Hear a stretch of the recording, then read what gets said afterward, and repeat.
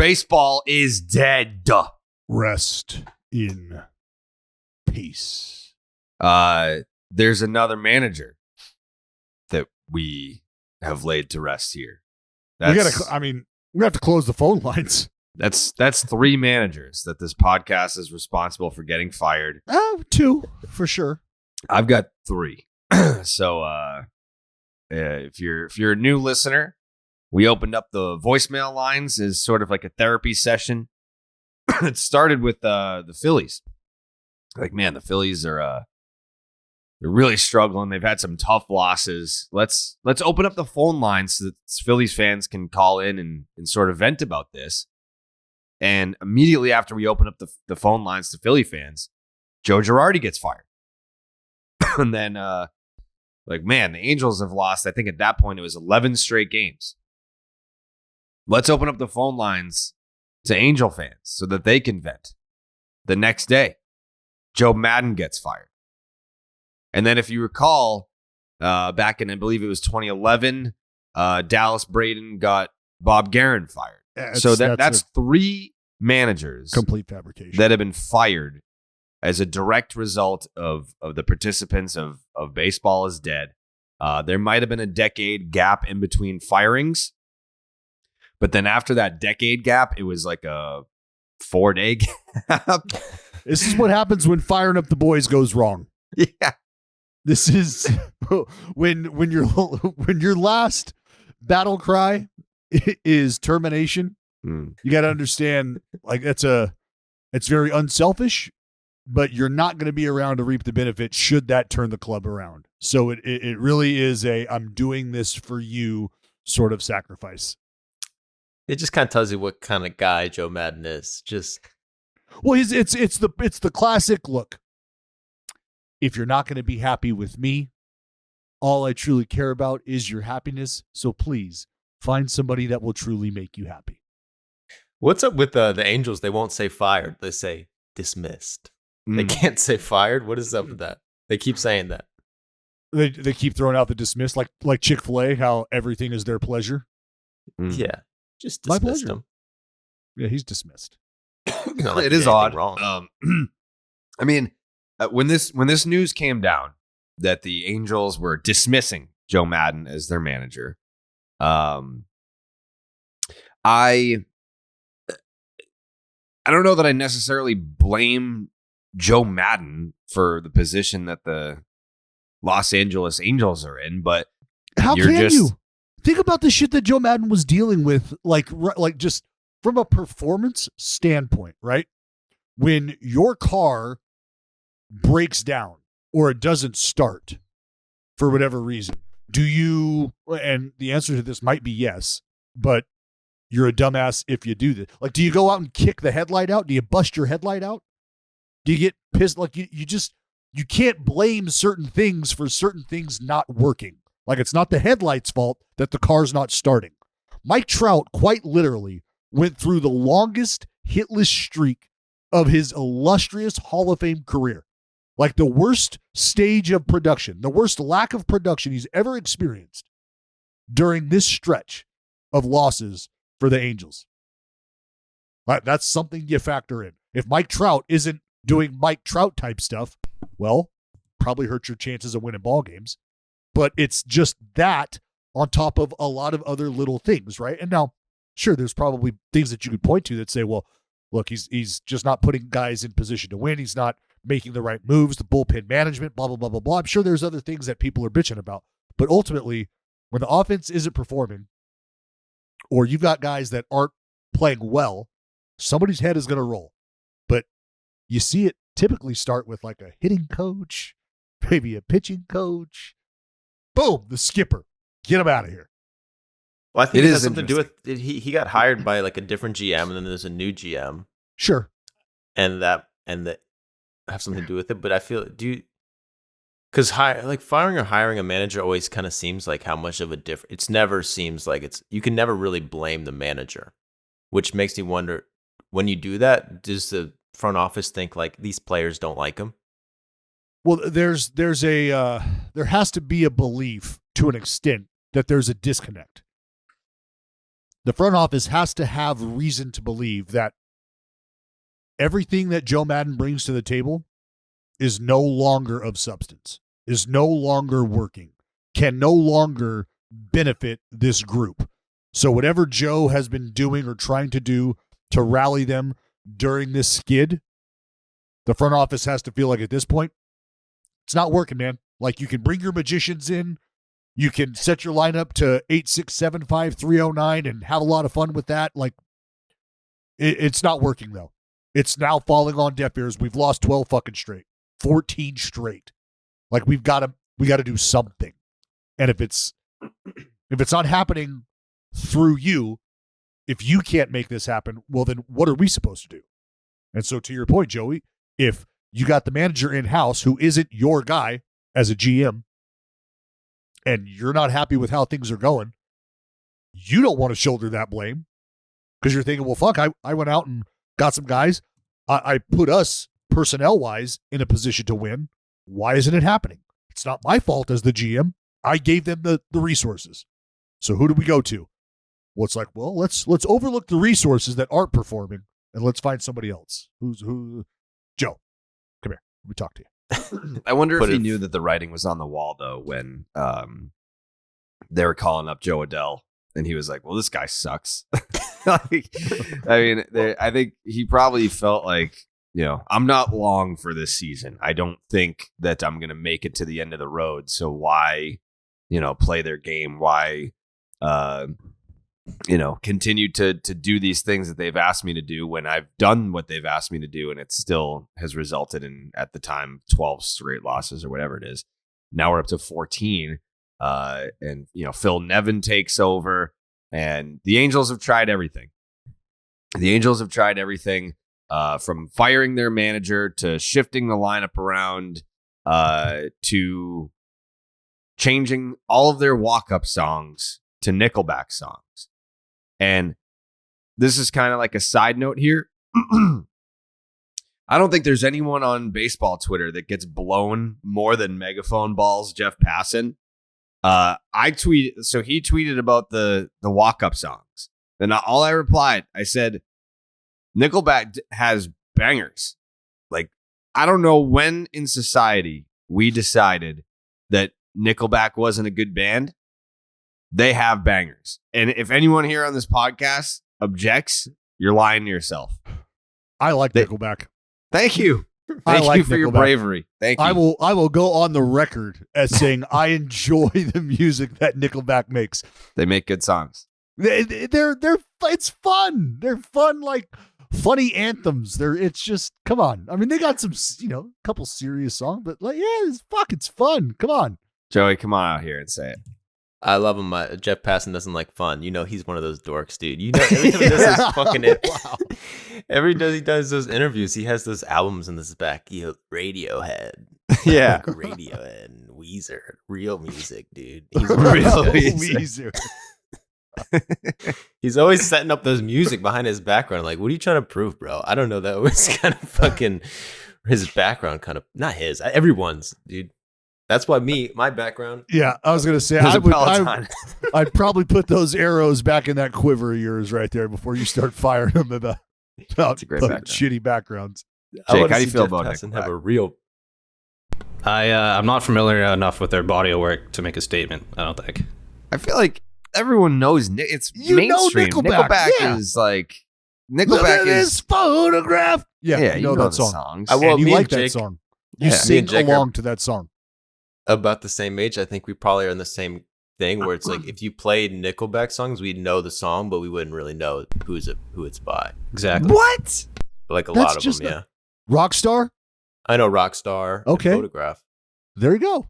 Yeah. Those are two of probably their most iconic songs.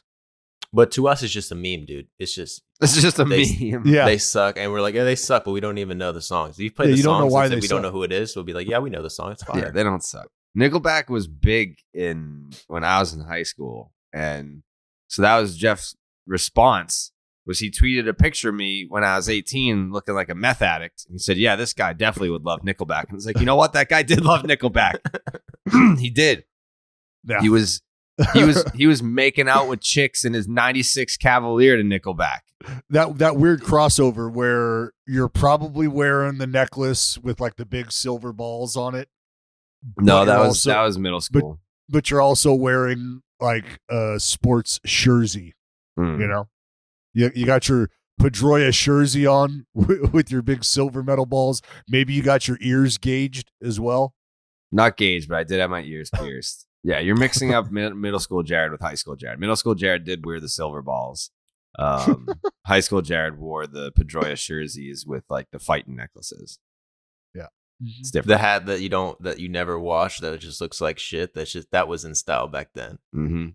I feel like that was a big Red Sox fan type of thing. Yeah, it looked like this hat scene thing. If you did wash it, it would disintegrate. That hat.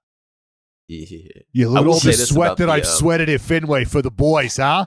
I put in work too. I put in the fucking work too. Look at what I do. I sweat for you. You see this white shit? It's salt. I sweat for you boys, huh? From Section 10. That's right. That's what we do. I support my guys. Look at this fucking hat. You know how long I've worn this fucking hat? This hat's been in my generation, my family, 3 generations. 3 fucking generations, this hat right here.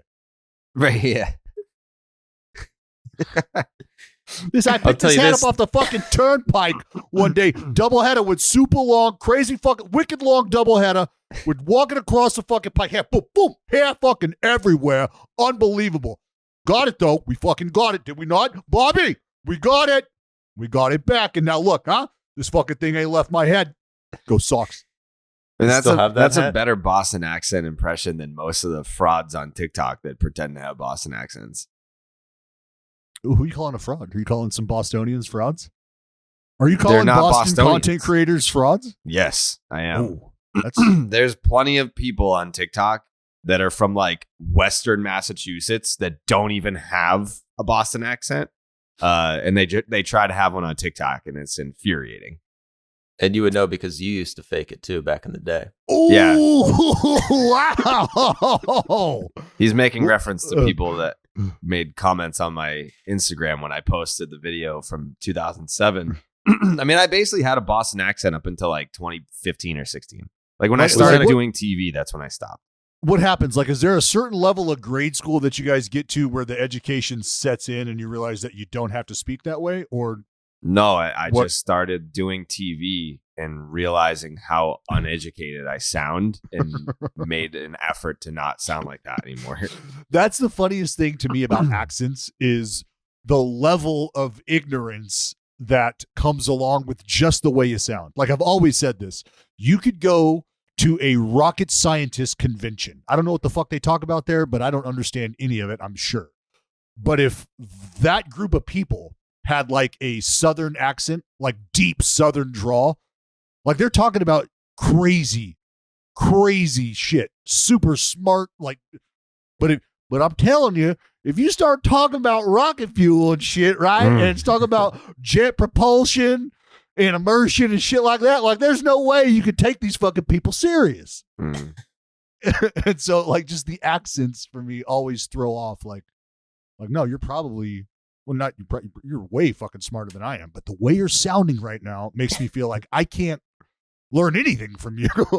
Right. Yeah. I don't know. It wasn't like I guess I just tried to enunciate better. It's probably right around that time when I started doing TV with Felger, and I heard myself really for the first time. And I'm like, damn, dude, we gotta do something about that. If you go back and listen to like the first episodes of Section 10, like I sound like a North Shore piece of trash, which I still am. Yeah, I was gonna say, let's not. Yeah, still am. I just disguise it better. You've just been placed in a recyclable vestibule as opposed to just trash with everything else. Yeah. Anyways, Joe Maddon sacrificed himself for the boys, and it didn't work. Joe Girardi sacrificed himself for the boys, and the Phillies are 6-0 since that happened. How about it? Yeah, it feels like. Is it weird to think that a group? Well, it's not weird to think, but are the Phillies playing better just in spite of Joe Girardi? See, I don't think that Joe Girardi was the problem there. Like, I think Joe Maddon. First of all, I don't think that the manager was responsible for the losing in either organization. But I think Joe Maddon was less of a good fit than Joe Girardi was. I don't think Joe Girardi was a bad fit there. Well, I mean, the only thing that you can think of, or that I can really think of, and, you know, after talking to some people, it's maybe just the vibe every day. The vibe each and every day, like whether you win, whether you lose, is like, is it positive? Is it breeding positivity? Or is it more of a grinder atmosphere where, like, do we take the time to celebrate what we're doing well? Do we take the time to acknowledge that? Or is it like, all right, scratched across a W, now let's get our heads down and keep grinding, keep working. Gotta stay, gotta. Not everybody operates that same way. And Joe Girardi is a grinder. Joe Girardi is a dude who's like, we're going to do it this way. This is how I have done it. I've had success doing it this way. This is how we're going to do it. This is how we operate. And maybe the time it takes to find a common ground between that and the room was just too much. I mean, I think with specifically with the Phillies situation, right? Like, you fired Joe Girardi. Guess what? Corey Knebel is still getting called upon in these like save situations. And almost blowing games, and Joe Girardi is no longer employed by the Philadelphia Phillies. Like, your bullpen is an issue. The guys that are underperforming offensively, that's not Joe Girardi's fault.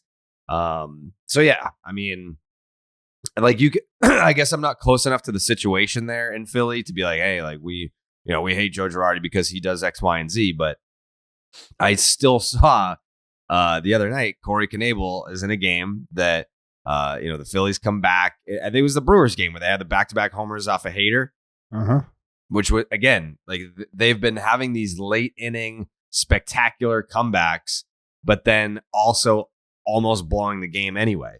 Like, the game that Bryce Harper hit the grand slam to tie it in the 8th, the Angels still took a 7-6 lead after that. Came back. So they needed the Stott homer was it was like a 2 or 3 run homer, and then this game here they have back-to-back homers against Josh Hader, which is simply unheard of, virtually impossible to pull off, and they have this miraculous comeback, and Knebel almost blew it. I think he loaded the bases, so it's not Joe Girardi. It's like, you just don't have a fucking great bullpen. No, but I mean, how often, like we said, how often is it really the manager, you know? And that's why I talk about the energy and just the daily presence. What does the energy in the room feel like? And it that can be affected just by the sheer presence of somebody. You know, like, if somebody that you no longer have that respect for, somebody that you no longer want to listen to or be led by, somebody that's trying to sell a message that you're not interested in buying into, if that person is in your workspace each and every day, that's going to affect you. It's going to affect how you prepare. It's going to affect how you go about your business. And especially if that person is the decision maker. Like, that guy's writing out the lineup. Like, that's going to impact a lot of people. And again, speaking from experience, the minute our manager was dismissed and relieved of his duties, the energy in the room shifted. You could feel it. Coming to the ballpark was different than it was every day leading up to that. So that's why I said, in the sense of, or in the case of Girardi, playing better in spite of him, like, all right, wasn't a bad dude. Just don't know that we all saw eye to eye on this baseball thing. Now that he's gone, maybe some of the younger guys are getting back to playing the game or feeling comfortable without the overwatch of a Joe. I don't know. But those are things you think about when you see a team rattle off 6 wins. 6 wins. 3 of them are against the Angels, which they have a manager off right there. Yeah, three of those games against a team who is showing up, and maybe not enjoying their time at the ballpark. So what is the Angels going to be like an opposite? Because Joe Maddon's known to be like a nice, like fun, like little. Yeah, but that stuff, like you got to understand, Joe, is that stuff can wear thin very quickly. Like, hey, we're on an 8-game winning streak. Great, yeah, bring a fucking magician in. Like, bring a chess master in and have them line up 15 guys and kick all of our asses in 10 minutes. Like, you could do all that kind of stuff. That's great. It's fun. And then you try to do some of that stuff when you're losing just to kind of keep your mind off things. But when you've gone 2 weeks in the big leagues without a win, guys are not here for the fucking fun and games. Guys want to win. That's why I don't really like the Nickelback shit. I really think, like, I feel like if I was there, I'd be like, this is really corny. Like, we all have to have the same walk-up song. That's supposed to get us excited. I don't know. It seems kind of whack to me. It's the idea of unity, right? And like you're uniting a front. You're closing ranks. This is what we're going to do together. If we're going to win together, it's going to be because we bought into this. And it's just those are little things you do to try to get everybody in the room on the same page. And that's the problem is day 12, day 13, you got veteran guys in there looking around going, is this the answer? This is the answer right now to 13 straight? Is fucking photograph? Fuck me. I mean, nobody said it. Nobody said what? Nobody said don't do it. Oh, no. But that's the thing. You're not going to think about that dynamic. The whole team, everybody's trying to come together, and you're the one dude over there going, hey, what the fuck? No, not happen. I'm a puddle of mud guy. This can't happen. It seems like a fake firing up the boys. I don't like it that much. Dude, I would like do something. Bring in boxing gloves. Start doing fights and stuff. What? How do we go from Nickelback to beating the shit out of each other, Joe? Yeah, just a fight club. Dude, as the commissioner of the podcast, yeah, a fight club to fire up the boys, like little walk-up songs, like just seems a little goofy to me. Like, yeah, and the Joe Adele thing, the Joe Adele thing, it's almost like when you ask, is the writing on the wall? There's a conversation that happens between Joe Maddon and the general manager, right? Hey, what do we need? This is what we're thinking. Joe Adele's down there right now, swinging it well again. Like we've got to figure out why he can't stick in the big leagues, though. So we're bringing Joe back up, and Maddon might be like, "Didn't we just have this discussion? Like, I don't have a place for him right now. I don't think he is the answer to what we're trying to figure out." And then the general manager just says, "Look, Joe, this is what we're doing, okay? And I understand you don't see eye to eye on this decision. And, there might be some other things that it looks like we don't see eye to eye on either. So this is what we're going to do. And you know what? I think we're going to probably circle back here in a few days." It seems like the general manager kind of thought Phil Nevin was a better pick anyway before the season. Because then they just hired him. New general manager just hired Phil Nevin. Kind of seems like he's there for a good backup. Yeah, we'll see. I mean, the the interim tag is never one that you want to be living under, regardless of your situation. You want to feel like somebody's got the confidence in you. So, tough spot for Phil Nevin, too. It is a tough spot for Phil Nevin. But the other thing, too, that I was kind of thinking about was, like, when's the last time that we've seen an in-season managerial firing? Like, that used to happen all the time. And 2011, right? I want to say, actually, I don't know. Was it when you got Bob Guerin fired? I mean, that may be. Has it been that long? I can't think of another one. Freddie Gonzalez for the Braves. That was probably, 16, 15? Yeah, I mean, Okay. it couldn't have been that long of a gap. Yeah. I mean, it's been a while. Like, I can't think off the top of my head, like, well, this it's not manager commonplace. No, not anymore. It used to be all the time. It used to be like, oh, we're coming up on the All-Star break. Like, who's getting fired? Like, you have these slow starts in April and May, and then by June, you just start firing people because if you're a team that has high expectations and you're not performing well, but you still aren't out of it, then yeah, then we used to see managerial firings all the time. But now I guess like the belief, and you sort of see this not just with managers, but also with players and philosophies, is teams will just stick with shit. Like there's less knee-jerk reaction happening in baseball now. Obviously we see examples of that with the Boston Red Sox, where it's like, oh, Garrett Whitlock as a reliever has a fucking sub-1 ERA, and as a starter, it's mid-4s. But we believe in him. He's going to be a starter. He's definitely not a pedestrian starter and a dominant reliever. Like, this is our philosophy, so we're going to stick with it, even though the numbers would tell us that this is a bad idea.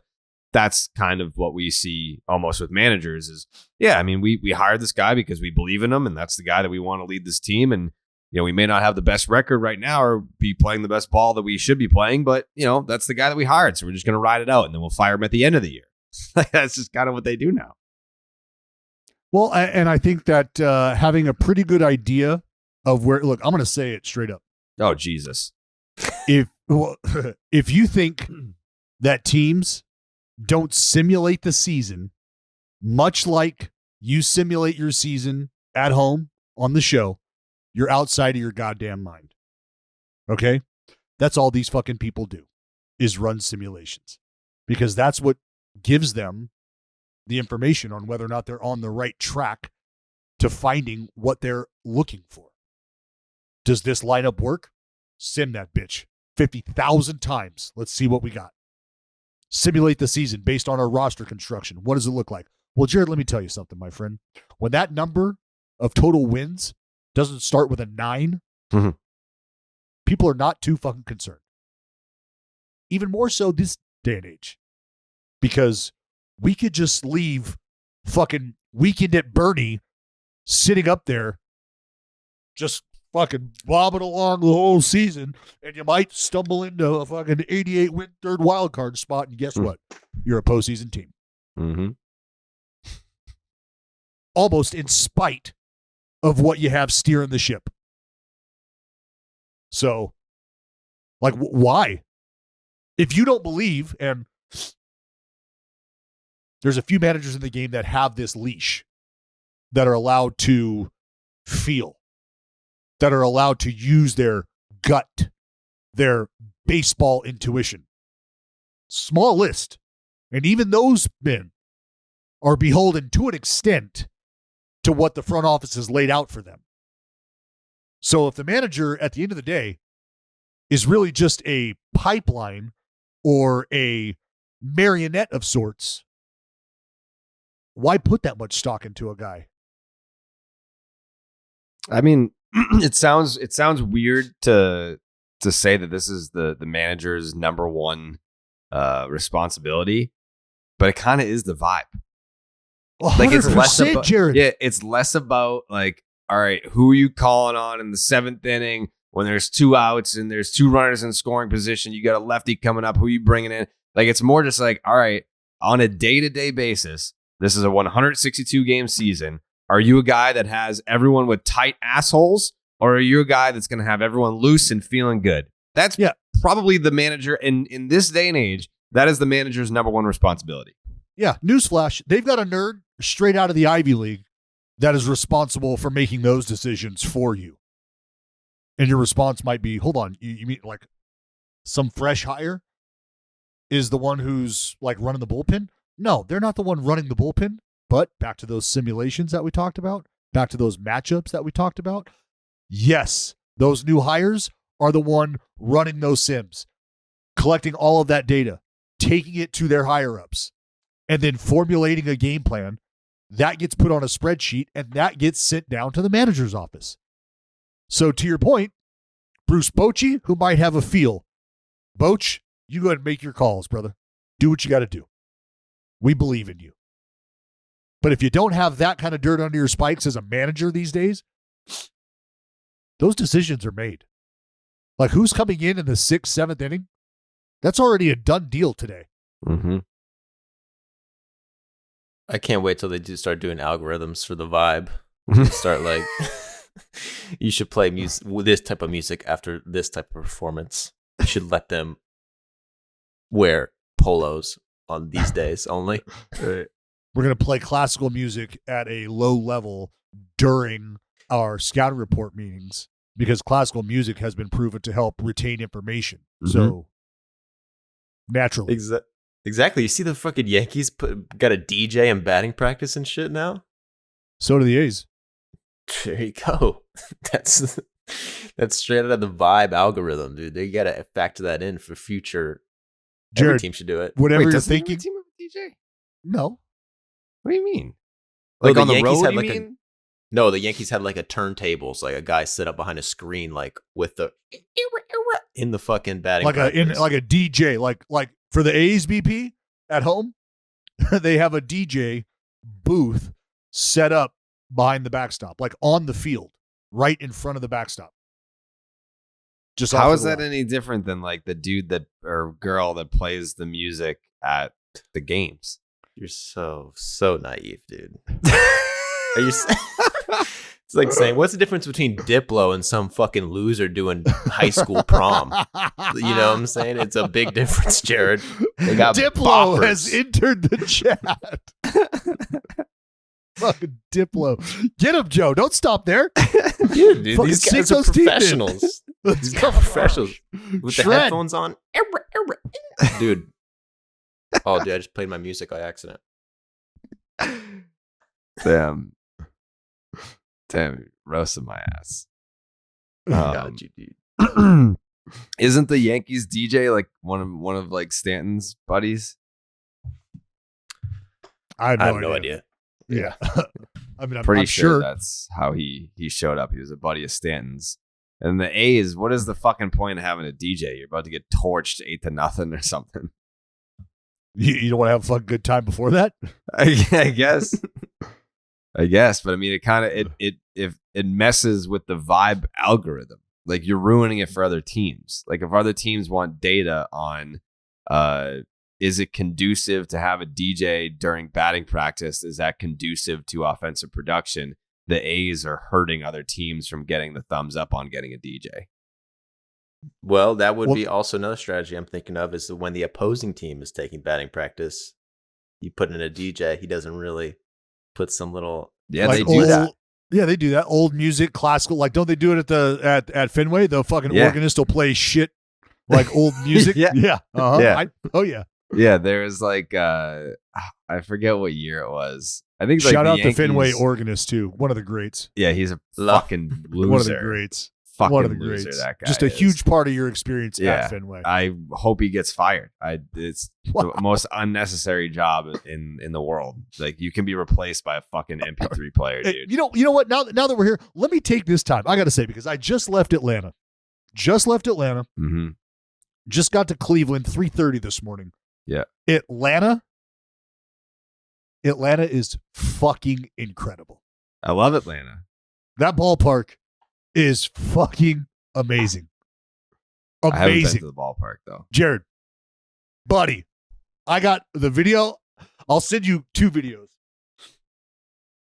They knocked it was Irvin. They knocked Irvin out, and like the fucking chop and the bill or the video board, like just, and you look around and everybody in unison, phones going, lights are off, lights are flashing and shit.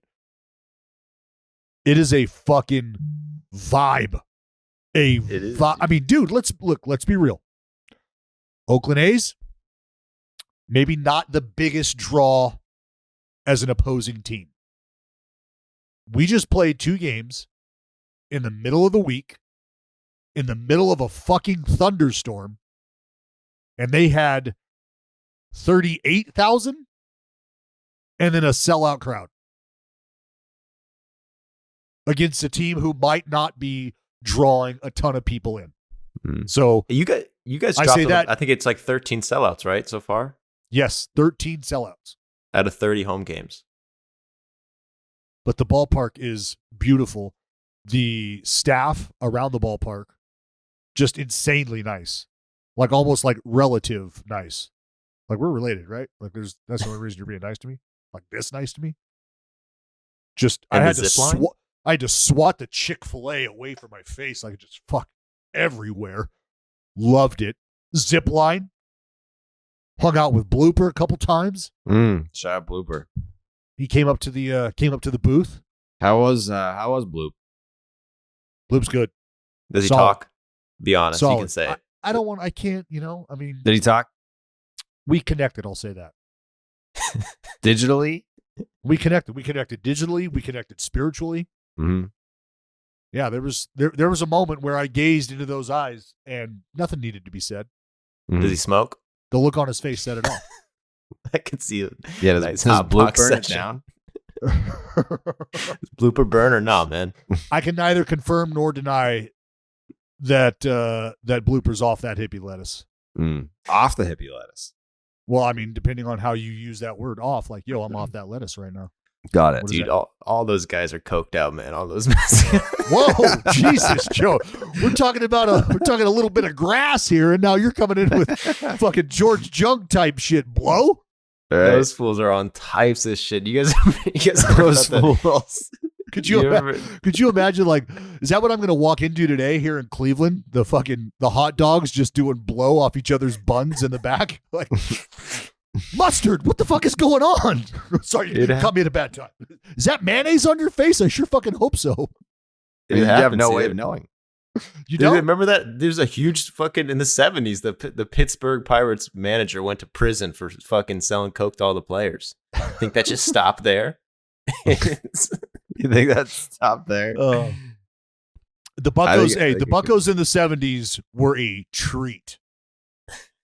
All I'm saying is that if there's boys. a mascot cocaine ring going on, I hope that the mascots involved get arrested as the mascots, not as the people in the costume. If there was a mascot drug cartel, who's the leader of the mascot drug cartel? Oh, the Fanatic. It's got to be the Fanatic. Yeah, he's like the biggest piece of shit going. So obviously he had to step on some necks in order to get to where he's at. Yeah. You got a lot of hate for the Fanatic? I don't have hate for the Fanatic. I'm objectively characterizing the Philly Fanatic. Like he's the king scumbag. I don't know. What about mascots. what about the crazy chicken? Who the fuck's the crazy chicken? Pete Rose? Houston, right? Houston. Was it in? Yeah, I think it was in Houston. The Seattle Moose.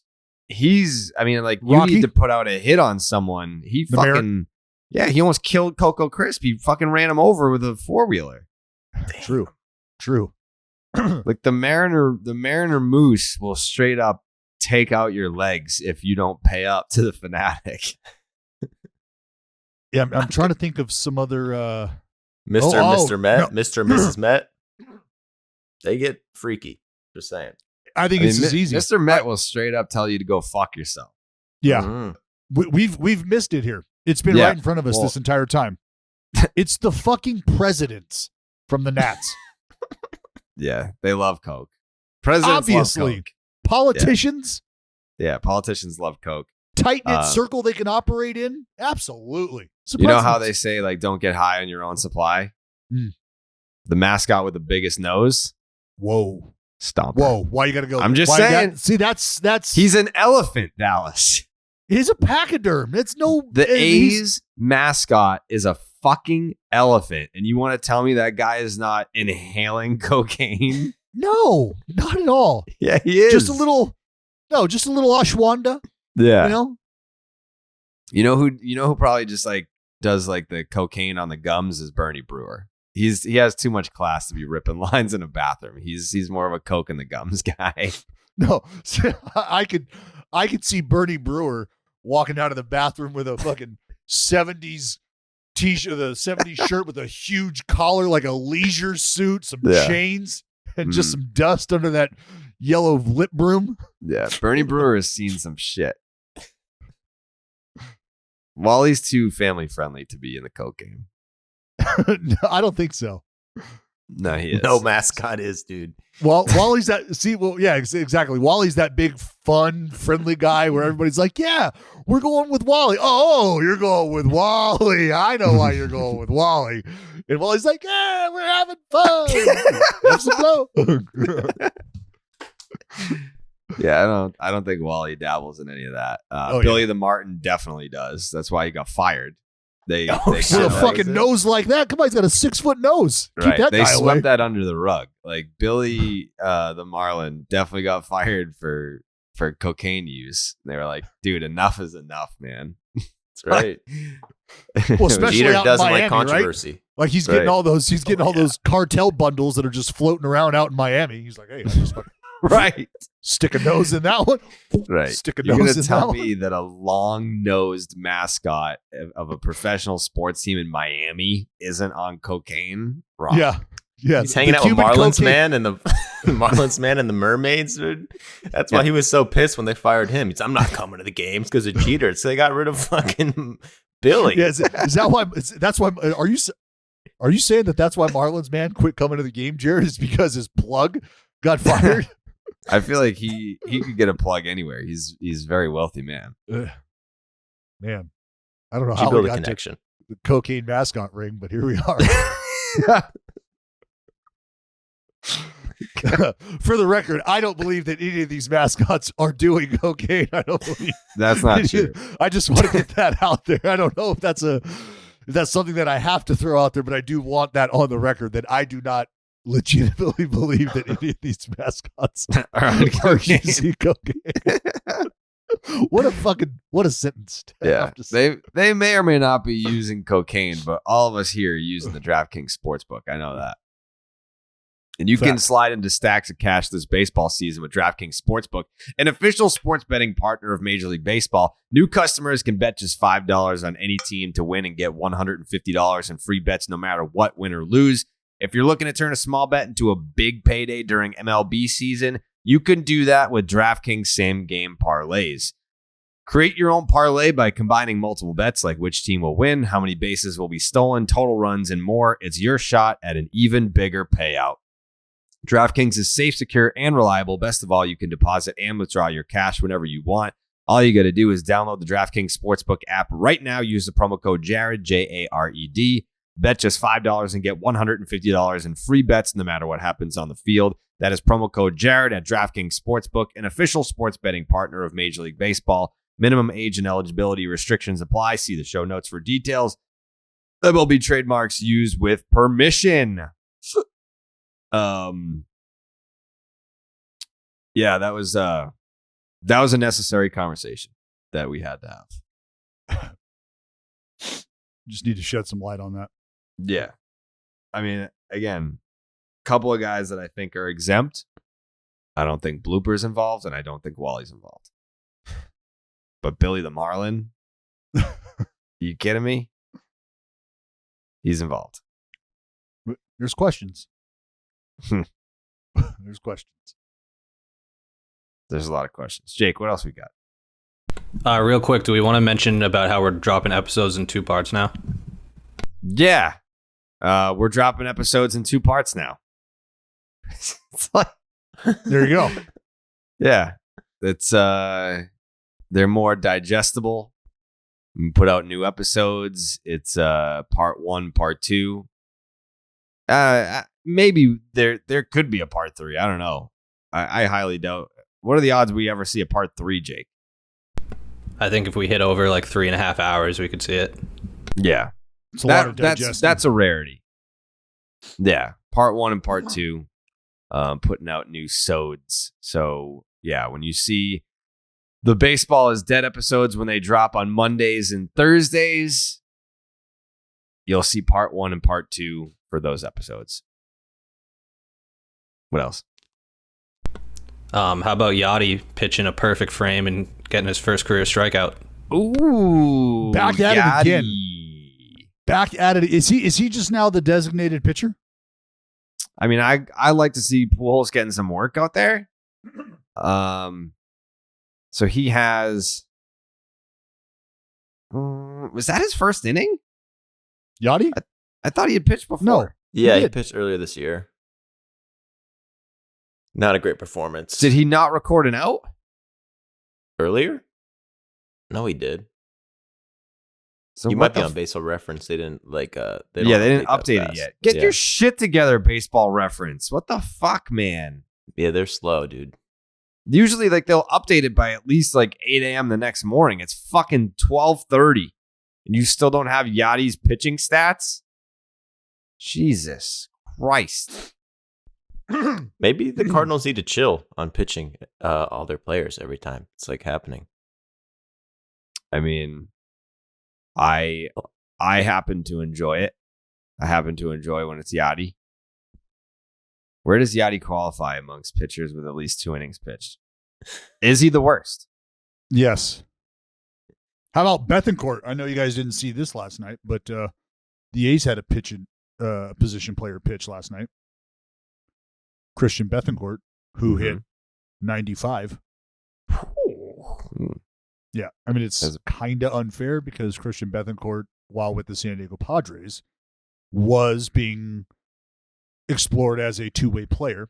So he's actually got innings, like serious innings, under his belt at the big league level. But he was just up there, like first pitch was like 82, 83. Then it was like 88. And then like a 77-mile-an-hour changeup and fucking 95. It's like, whoa, where'd that come from? Well, how did he get hit? No, fine. No damage. Got out of the inning. Which is shocking coming against one of the best offensive teams. It always happens that way though, right? Like a real like a pitcher go out, get your ass kicked, things aren't going well, like you're trying to get outs, and then you got somebody else come in there, it's just fucking lollipopping it in there, trying their hardest. F8, 5-3, punch out. You're like, really? That's all you need. I mean, I feel like that's the new strategy for pitchers is just lob it in as slow as possible. It feels like not pitchers, but position players. They used to try to get it, they wouldn't go 100%, but now it's like they're all trying to get the slowest pitch recorded. It's like a competition. Yeah, what was Yachty's was like, wasn't it like 40-something miles an hour? I don't know, but I know when he got the strikeout, he definitely snuck it up on him, brought it up. It's all about deception. That's what pitching is. I always said that. Yadier Molina has an 18 ERA, which is not the worst. It's the worst.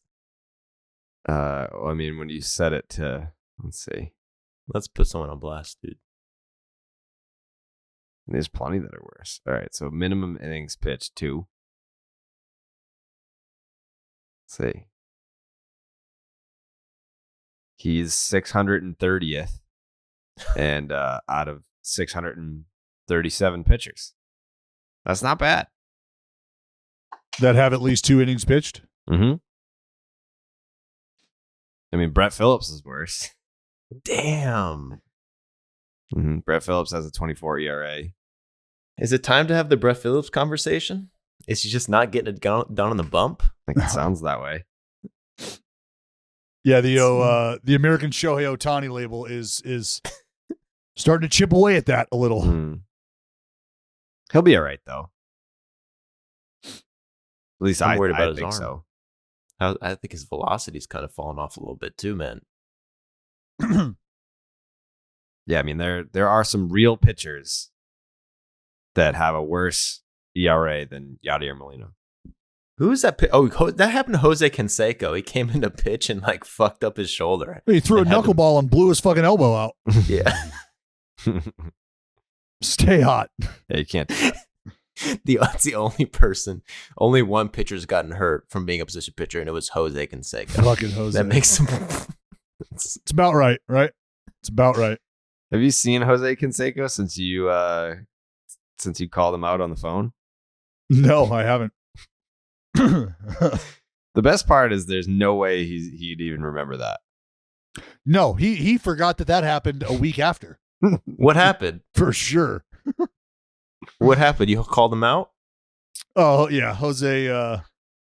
He was doing a little chirping last year, so I took the liberty of calling him out because he brought me into it. Otherwise I would have never said anything.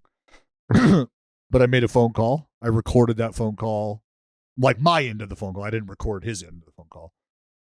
But yeah, just let him know that. No. Go bumping your gums, bro. I gotta find that video. You'll show up to the car wash. You're not scared. Yeah. CNAZ, buddy. I mean, that video is all time. What else we got? Mariners, are they back? I don't want to move on until I find that Jose Canseco video. Well, good luck finding that thing. I could probably find it. That's the tweeted absolute, it, right? I think so. That's just the worst exercise ever. Like to go look for a photo in your phone or to look for an old. I can't do it. I can't do it. I mean, you probably have the video saved in your phone. Yeah, I'm sure, but I don't know. That was fucking how long ago?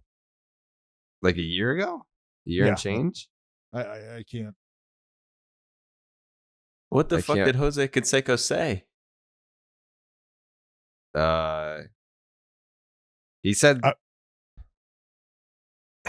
I'm not really sure, to be honest. I don't really you don't remember what started it? Well, he was going to be fighting in Rough and Rowdy. And so there was some banter going on, but I got brought into it. Damn. So I fired back. As any man I would. think I found it.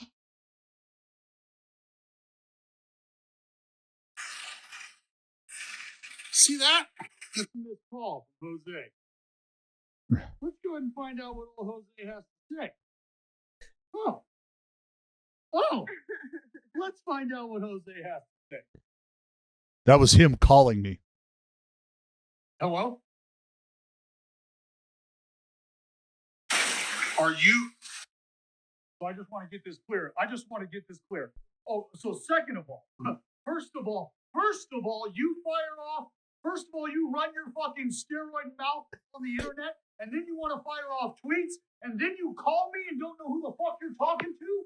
That's the Deca talking. You dipshit.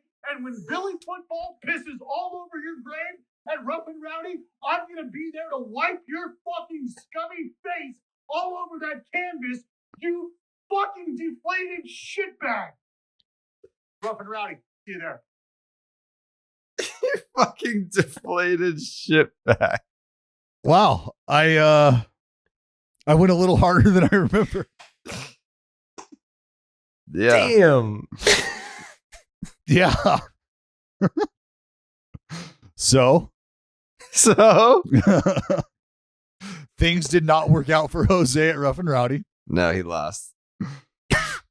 Poor Jose. Yeah, but to his credit, and look, if you're a businessman, I think you got to appreciate it because Jose made a business decision. Yeah, he got paid for it. He got paid. He got Definitely paid. And he didn't. I mean, look, the guy legitimately had surgery like 2 days after he fought, right? One would argue that he needed the surgery before he fought. I think several could argue that he needed the surgery before he fought. Mm-hmm. He's gotten worse fights. That was a perfect, like, oh, for sure. I got to go under the knife for this, and I can get paid for it. Mm-hmm. Let's do it. Out of all the Jose Canseco fights he's had, that's probably his best. You ever seen the video of him fighting that 7 foot fucker in Pride? That's 7 foot fucker. That was crazy. Mm. That guy, like legit kickboxer, like not just like a, like legit. This guy was like a real MMA fighter. Yeah. Jose lasted a couple minutes, but that was dangerous. Like, fuck. Oh, Jose. Yeah. I mean, I think we got to get Jose on the pod. That would be awesome. Yeah, we got some things we got to talk about. Yeah. Call him up. I don't know how exciting that conversation is. Call him up. I'll probably pass. Call him up, dude. What are you, a pussy? Yeah. Yeah. Yeah. Do you think he still has the same number? Probably. Unless he's been advised to get a new one. Do you remember the text messages that I sent you that he sent me? Oh, yeah. Like the dude thought, like the guy thought I was sleeping with his girlfriend. Yeah, he did. I mean, I think he just says that about anybody now. That's like just like his go-to. He said that about Yeah, for sure. It's like, oh, we got beef? What are you, fucking my girl? Which is such a funny thing to make up. Like the thing that makes you look bad, like to make that up. he just offers that up every time. Oh, I you know don't who like this me? is. What are you, fucking my girlfriend then? I know who this is. You've been plowing my chick, haven't you? Yeah. Yeah, you got me. Yeah. Some guy just cuts him off in traffic. What, are you going to fuck my girl now too? Huh? Yeah. Oh, let me guess. You're next? Yeah. That's Conseco. That's the Conseco train, baby. You just got to get a ride on that thing. Hey man, Is baseball what- legend. Any way you shake it. Yeah. Are the Seattle Mariners back? I mean, they're playing decent baseball as of They're late. it's better than decent. Cal. Is it? Yeah. Why They've is won it 8 better out of than their decent? last 12 games. And the gauntlet that they've had to go through in order to do that, they started off this 8 of 12 run by taking 2 out of 3. The gauntlet with fucking Baltimore and Texas? Excuse me. The gauntlet? with Excuse Baltimore me. and Texas? Excuse me. The gauntlet? They played the Astros twice in that Cool. run. But they've also got fucking 3 games in there against Baltimore. All right. And they've Hold also on. got 3 games in there Hold against on. Texas. So I'm They going to need took you to 2 tuck out your of 3 gauntlet in. against the Houston Astros. Then they had to take 2 out of 3 from the 2014 AL East champion Baltimore Orioles in Baltimore. And that big ass wall. It's not easy to win there. They did. And the Texas Rangers are not a bad team this year. I know people Tie want for to second. they have like a negative connotation with the Texas Rangers. They're not that bad. No, they just haven't been playing well. So the story for me Whoa, here. whoa. The Texas Rangers have the same record as the Angels, and I realize that's not the case that I thought it was when I first said it. Okay, so But what I was going to say was this is more about the way the Mariners are playing on the road right now. This is 3.5 road games trip. out of a playoff spot, the Texas Rangers. This has 3.5 been a games good out. road trip for the Mariners, Jared. Yeah. That's and then what the story is. They fucking took 2 out of 3 in Texas, and then they took another 2 out of 3 from the Houston Astros, who have been one of the best teams in baseball this year. I think it's the first time they've won a series in Houston since 2018. Hold on. You got it. They played Houston before they hit the road. And that's the series, like you said, they took 2 out of 3 at home against Houston, but then they hit the road. And that's where the story for me comes, because you threw out gauntlet. Oh, it's a fucking gauntlet, dude. Well, I just don't know that Seattle. I don't know that Baltimore and Texas really fit that Oh gauntlet my bill God. right now. You can't just go down to fucking Texas and take ball games easily, Dallas. Oh, well, it looks like Have they the did. A's been able to do that? What's the A's record in Texas this year? Undefeated. All right, maybe I'll choose a different team next time.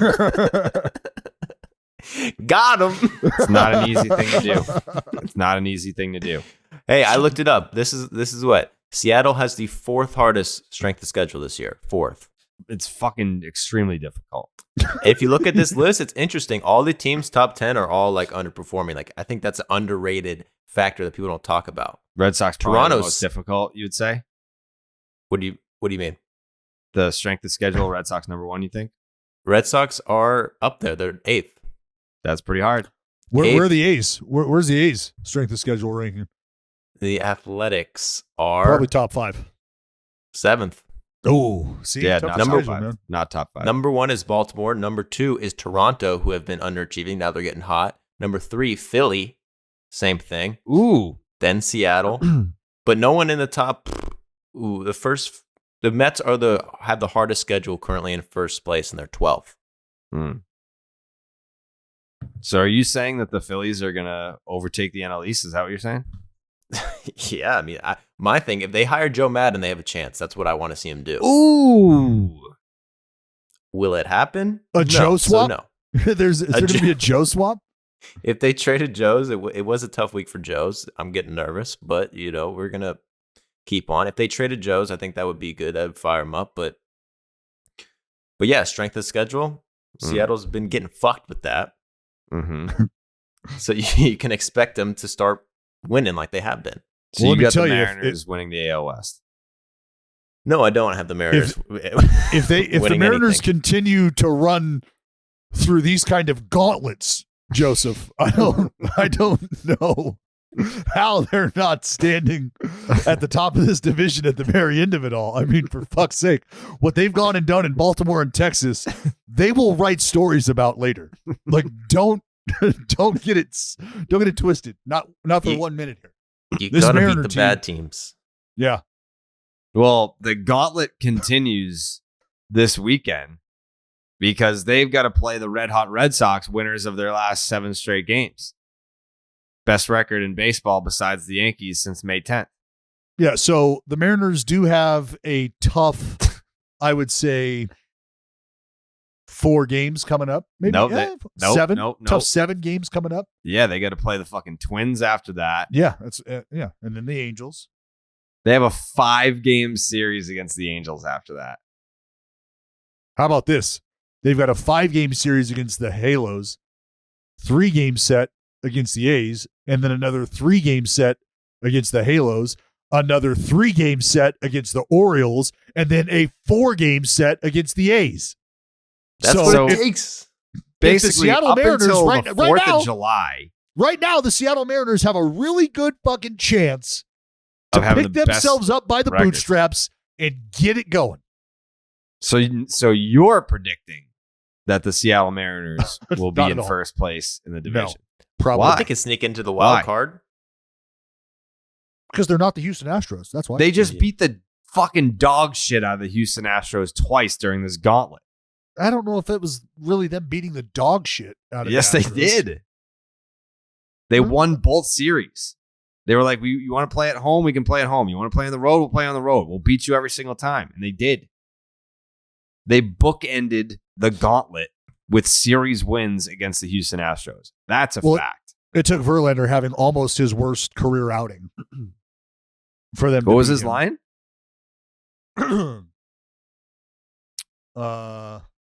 By the way, Nestor's last time out didn't look good. Yikes. Speaking of really good pitchers that looked like shit their last time out. How did we get there? I mean,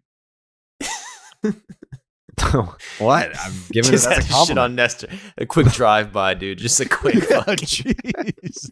I was just saying that's a Nestor, compliment. get down. Nestor, get down. That's My By God. the way, That's overrated. a compliment. That's a compliment. I'm saying, you want to talk Justin Verlander? Let's talk Nestor Cortez. That's not even a ricochet shot. That's like we're in one shooting gallery and Jared packed up his gun. No, if you walked take that as outside, an insult, you're went jealous. next door to another shooting gallery. You're He's like, I'm going to uneducated. aim at this target now. This is You're the one I want to uneducated. fire. If you take that as an insult towards Nestor, you're uneducated because I literally just compared him to Justin Verlander. It's a compliment.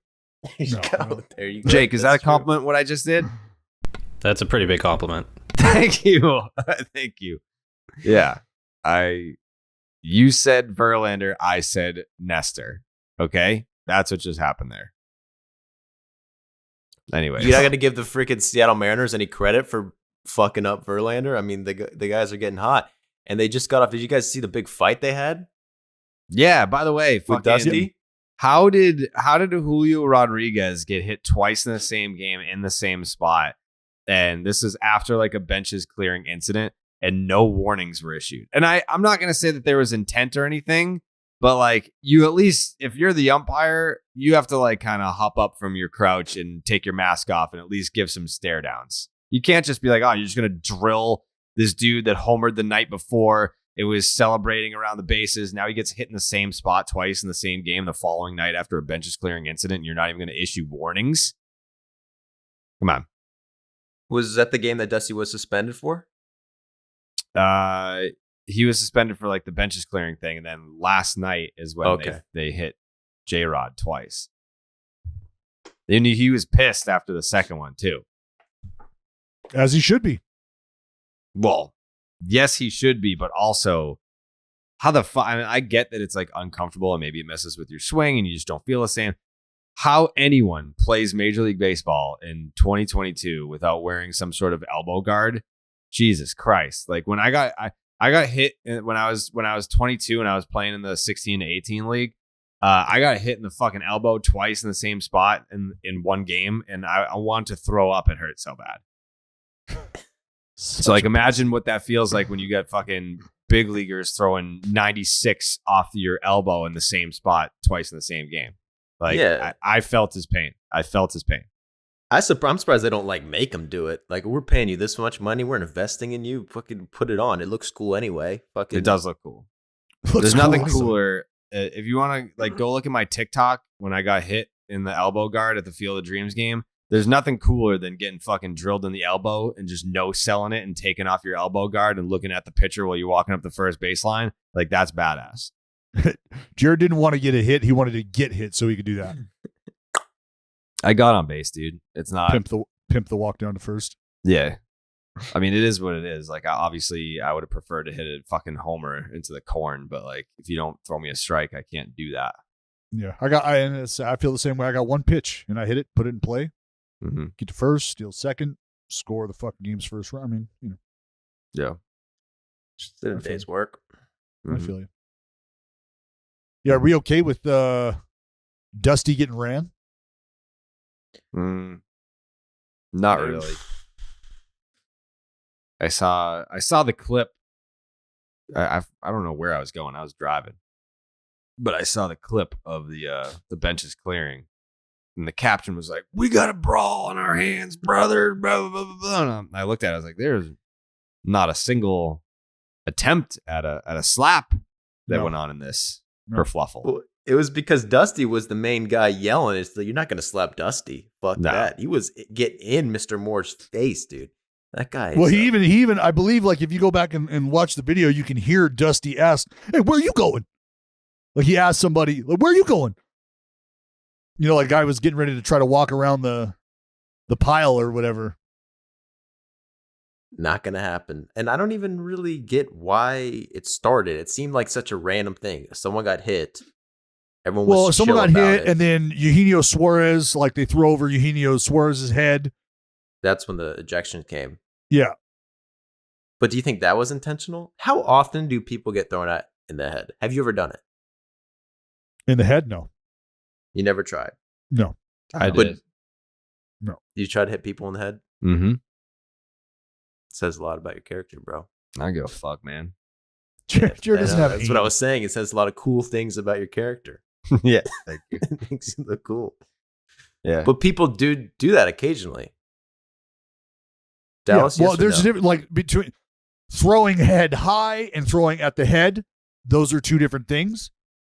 Because I have no problem throwing a pitch head high.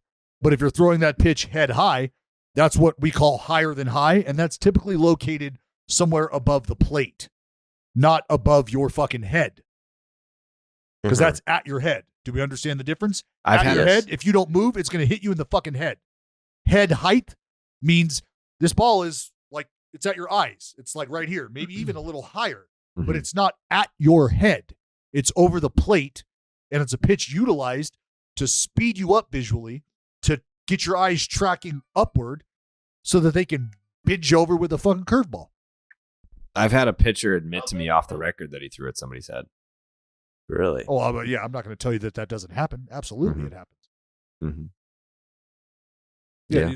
Look, that's like thinking in Major League Baseball that there's not one bully playing Major League Baseball. Mm-hmm. Well, that's just not accurate at all. And then it'd be going further to think like not one bully is a pitcher in Major League. Oh, no. Oh, yeah, there are. A lot of people just don't give a shit about you, your feelings, your future. They don't fucking care. Some bad people, Dallas. Well, everybody's got to eat, Jared. You gonna name any names? No, probably not.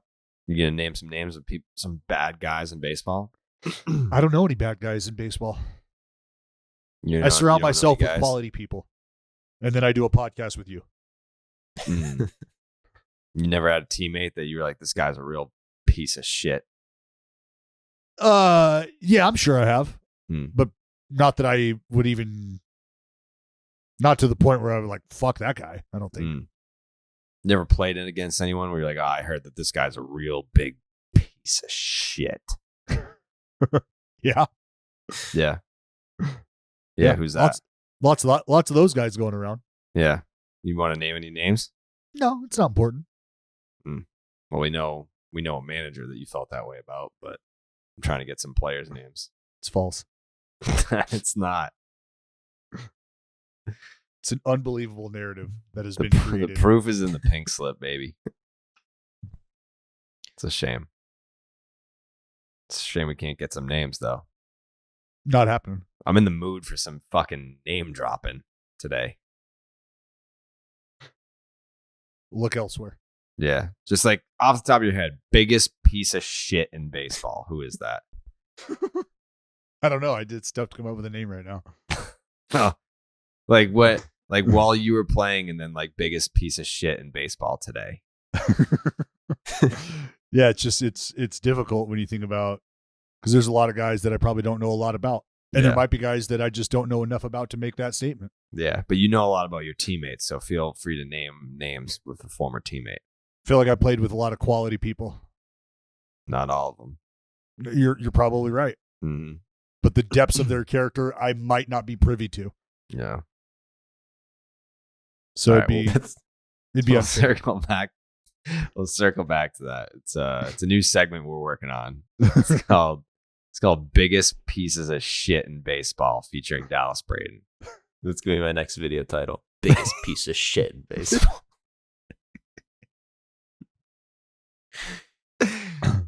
Yeah. Riveting. Yeah. It's good stuff. You That's wouldn't what the click? people want, though. That's why the people show up. You wouldn't click that? Oh, I wonder who it is. Yeah. Must be really bad. Must Yeah. be really. People love segments like that. They also love their dads. And here's a little gift-giving wisdom from Omaha Steaks. Dads want steaks. And with Father's Day around the corner, there isn't a better gift than Omaha Steaks. Visit omahasteaks.com, type Jared in the search bar, and order the Dads Want Steaks package. For just $99, the limited time package includes 16 mouth-watering entrees he's guaranteed to love, like the smoky, tender bacon-wrapped filet mignons, gourmet jumbo franks and their air-chilled boneless chicken breasts, and for a sweet finish, delicious caramel apple tartlets. Tardies. And as for a special gift for the listeners of Baseball is Dead, when you type Jared, Jared, in the search bar and order the Dads Want Steaks package, you'll also get 8 free Omaha Steaks burgers. These burgers are full of bold, beefy flavor made from 100% Omaha steaks, and now they're bigger than ever at a whopping 6 ounces. Whoa. Don't wait. Holy shit. Send Dad more than just a gift. Send him an experience that he'll love and he can share with you. Go to omahasteaks.com, type Jared into the search bar, and order the Dads Want Steaks package. You'll get 16 entrees and 4 desserts plus 8 free Omaha Steaks burgers. Omaha Steaks isn't just steak. It's the best steak of your life. Guaranteed. That's omahasteaks.com, keyword Jared. Speaking of dads, I took my dad to the finals last night, as I had been saying or contemplating, because every time we would do the SeatGeek ad read, I would be like, well, it's like maybe I'll use the SeatGeek app to take my dad to the NBA finals. He's never been before. He's never been to the finals. I mean, I've never been to the finals. So I was just like, you know, it was a full circle moment, Dallas. I remember. Well, now I know at least 2 of the fans that Draymond and yeah, the guys were talking whiny-ass about. Bitches were complaining about. Yeah. Well, you know, you just typically when you're in public, you act with a certain level of decorum. It's you try Boston. to hold yourself. It's the finals. Yeah. Let's all act our age here. Let's grow up. Let's grow up. You're not even are you a Warriors fan? You're not. Aren't you a Kings fan? I'm a Suns fan. You're yes, right. Yes, you're a Suns fan. I knew that. Yaz is the Kings fan. Yes. Sacramento Kings. Yeah. My local allegiance only rings true in baseball. Like I don't like You're a Cowboys fan. I'm a Cowboy fan. I'm a You're Suns a Suns fan. Red Sox fan. I'm a Dallas Stars fan when it comes to hockey. That's stupid. His name's Dallas. What do you think, dude? What do you think, dude?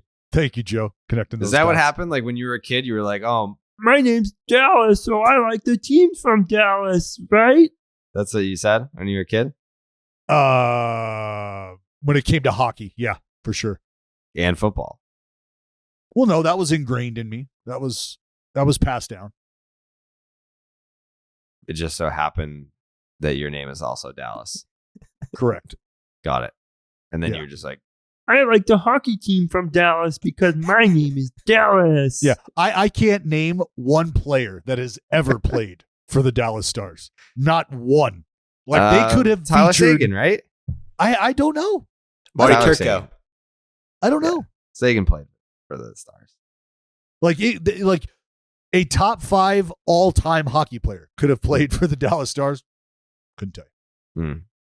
That's like me not being able to tell you like who Ted Williams played for. Yeah. I'm sure. Like I don't know. Thank God. And that infamous Joe DiMaggio for Ted Williams trade never went down because Joe DiMaggio is canceled. Big time canceled after that documentary came out. He's an abuser of women. I mean, that organization just does nothing but employ. Yeah, can we talk about that? Because you said something about that. Uh-huh. What documentary? Is it the... It's the So Netflix Marilyn Monroe documentary that just came out. He was fucking working over Marilyn Monroe? Yes. When she did like the infamous like Yeah, you told New me York that like City the scene. subway. Yeah, he didn't like that. He was But- he was basically hanging around on set like a fucking weirdo What? to make sure that she like wasn't doing anything promiscuous. And then they did like the upskirt scene where her skirt blows up in the subway. And then he just took her back to the fucking hotel, did a beaten down, and then they had to do What the they had to fuck? do like a makeup job on her shoulders because she had bruises on them. You're Joe D is Joe canceled. D. Jody's canceled. If she's What do you Marilyn do? Monroe, what do you expect, dude? Yeah. What do you think she's gonna do? Yeah, it's like, oh, I married the sex icon of an entire century for this country. Yeah, no more sexy stuff though. You're just gonna stay home and cook my steaks. He's a Yeah. misogynist and an abuser. He's canceled. No more Joe DiMaggio. Yeah, that's tough. Mhm. Fuck. There's a Does it like lay it all out there? Because I know you're, obviously I gotta Mhm. take everything you say when it comes to the Yankees with I- a microscopic. I literally salt. just sung the praises of Nestor Cortez earlier in this podcast. I don't know that that's how that came across. Yes, I did. And yeah, go watch the Marilyn Monroe documentary on Netflix. And there's a whole thing about Joe D being a piece of fucking shit. Damn. Yeah, it's tough. I was actually I was with Will Middlebrooks yesterday, 2013 World Series champion with the Boston Red Sox. And he was getting a tattoo for his daughter. And I asked, because he lives down in Florida, I was like, "Oh, did Jenny have your daughters at the same hospital?" And he said, "No, one of them was at Joe DiMaggio Hospital." And I was like, "Don't tell people that," because Good stuff, he was a piece of shit. 3 Joes in 1 week going down, man. This is really getting bad. It's getting bad out here for Joe's. Joe's Damn, man. blow, man. Not good right now. Yeah, you better check your fucking skeletons, man. Bad week to be a Joe. Bad week to be a Joe. Damn. I didn't even think about it like that. Are there any other Joes that are managers in baseball right now? There's 0. I saw a stat. There used to be. I literally saw that. There used to be 2. There used to be 2. That was like, I don't know what's the freaking percentage. 10%. No, I don't know. I can't do math. But it went from like whatever percentage to 0%, and it was like, this is a historic decline. That's the kind of math I could do right there. It went from whatever percentage all the way down to 0. Yeah. Well, Joey Cora, isn't he like the third base coach for the Mets? Yeah. He's with Gotta the watch Mets out. right now. I know. he's Can with we the talk Flyers. about the Mets right now? Maybe not Mets specifically. Oh, I hate to. What are you saying? Oh, Wait, hold on. what? Because I was talking about the fucking final so I could get the SeatGeek read in there. Yeah, back to basketball. And Yeah, you go back to the basketball finals. for a second. You and your foul mouthed father yelling at fucking Clay and Steph and Draymond.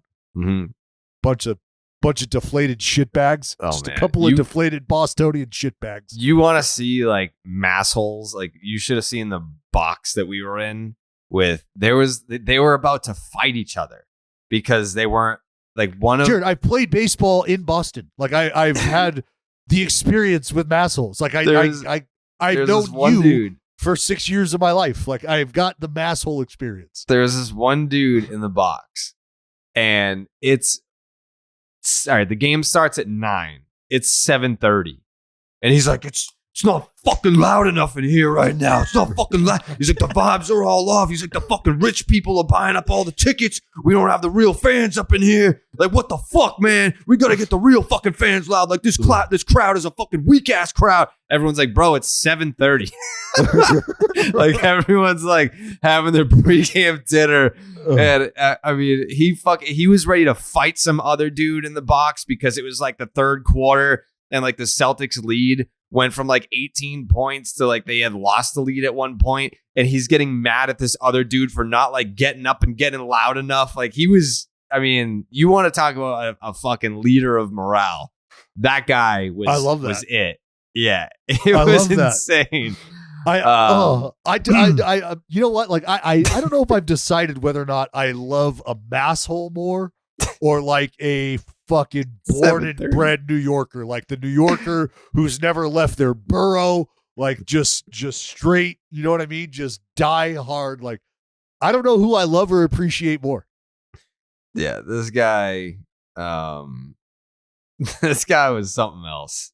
He just, I didn't even talk. I wouldn't even look him in the eye because I was like, I'm not like a loud fucking scream at a fucking Celtics game kind of guy. So I was like, I don't want to be on this guy's radar. You know, it's almost like not want to get like, you know, you don't know the answer to the question. You don't want the teacher to call on you, so you just kind of like slouch down in your seat. That's where I was at. Oh, you make eye contact with him, Jared. He's fucking snatching you up. He's throwing you on his shoulders. He's fucking. He was sweating. The dude was absolutely drenched in sweat. Hold on. Let me see if I can. Describe what this guy was wearing. Jeans with intentional tears in them or rips in them. I mean, Maybe he was not- wearing like baggy jeans. Like if you called over like an electrician and he showed up with like the work belt on, those kind of jeans. So they're probably work jeans then. Maybe. Solid colored shirt. I mean, it's a Celtics game, Dallas. Was he wearing a jersey? He was wearing a Celtics jersey. Well, it could have been a green shirt, green Celtic Yeah. shirt. Nope. Green Celtics jersey. Was he wearing a hat? Backwards hat, yeah. Visible chain? Not to my knowledge, no. Earring. No earring. He was probably like late 30s, early 40s, and he had like some scruff, and yeah, he was shit faced when he kept repeating himself. Tattoos, double arm sleeve. What's wrong with that? Is there color in the sleeves? I don't think he had tattoos. Oh, okay. Yeah. But he kept everyone that walked into the suite, he would just be like, "Are you a real fan or are you a rich fan?" To everyone that walked. Is he how tall was this guy? Probably like 6 feet. Towering over you. How big? 6 feet, Like- probably like 240, So but not muscle. He's taking up space. Soft, Yeah. so he's a bag of mayonnaise. Yeah.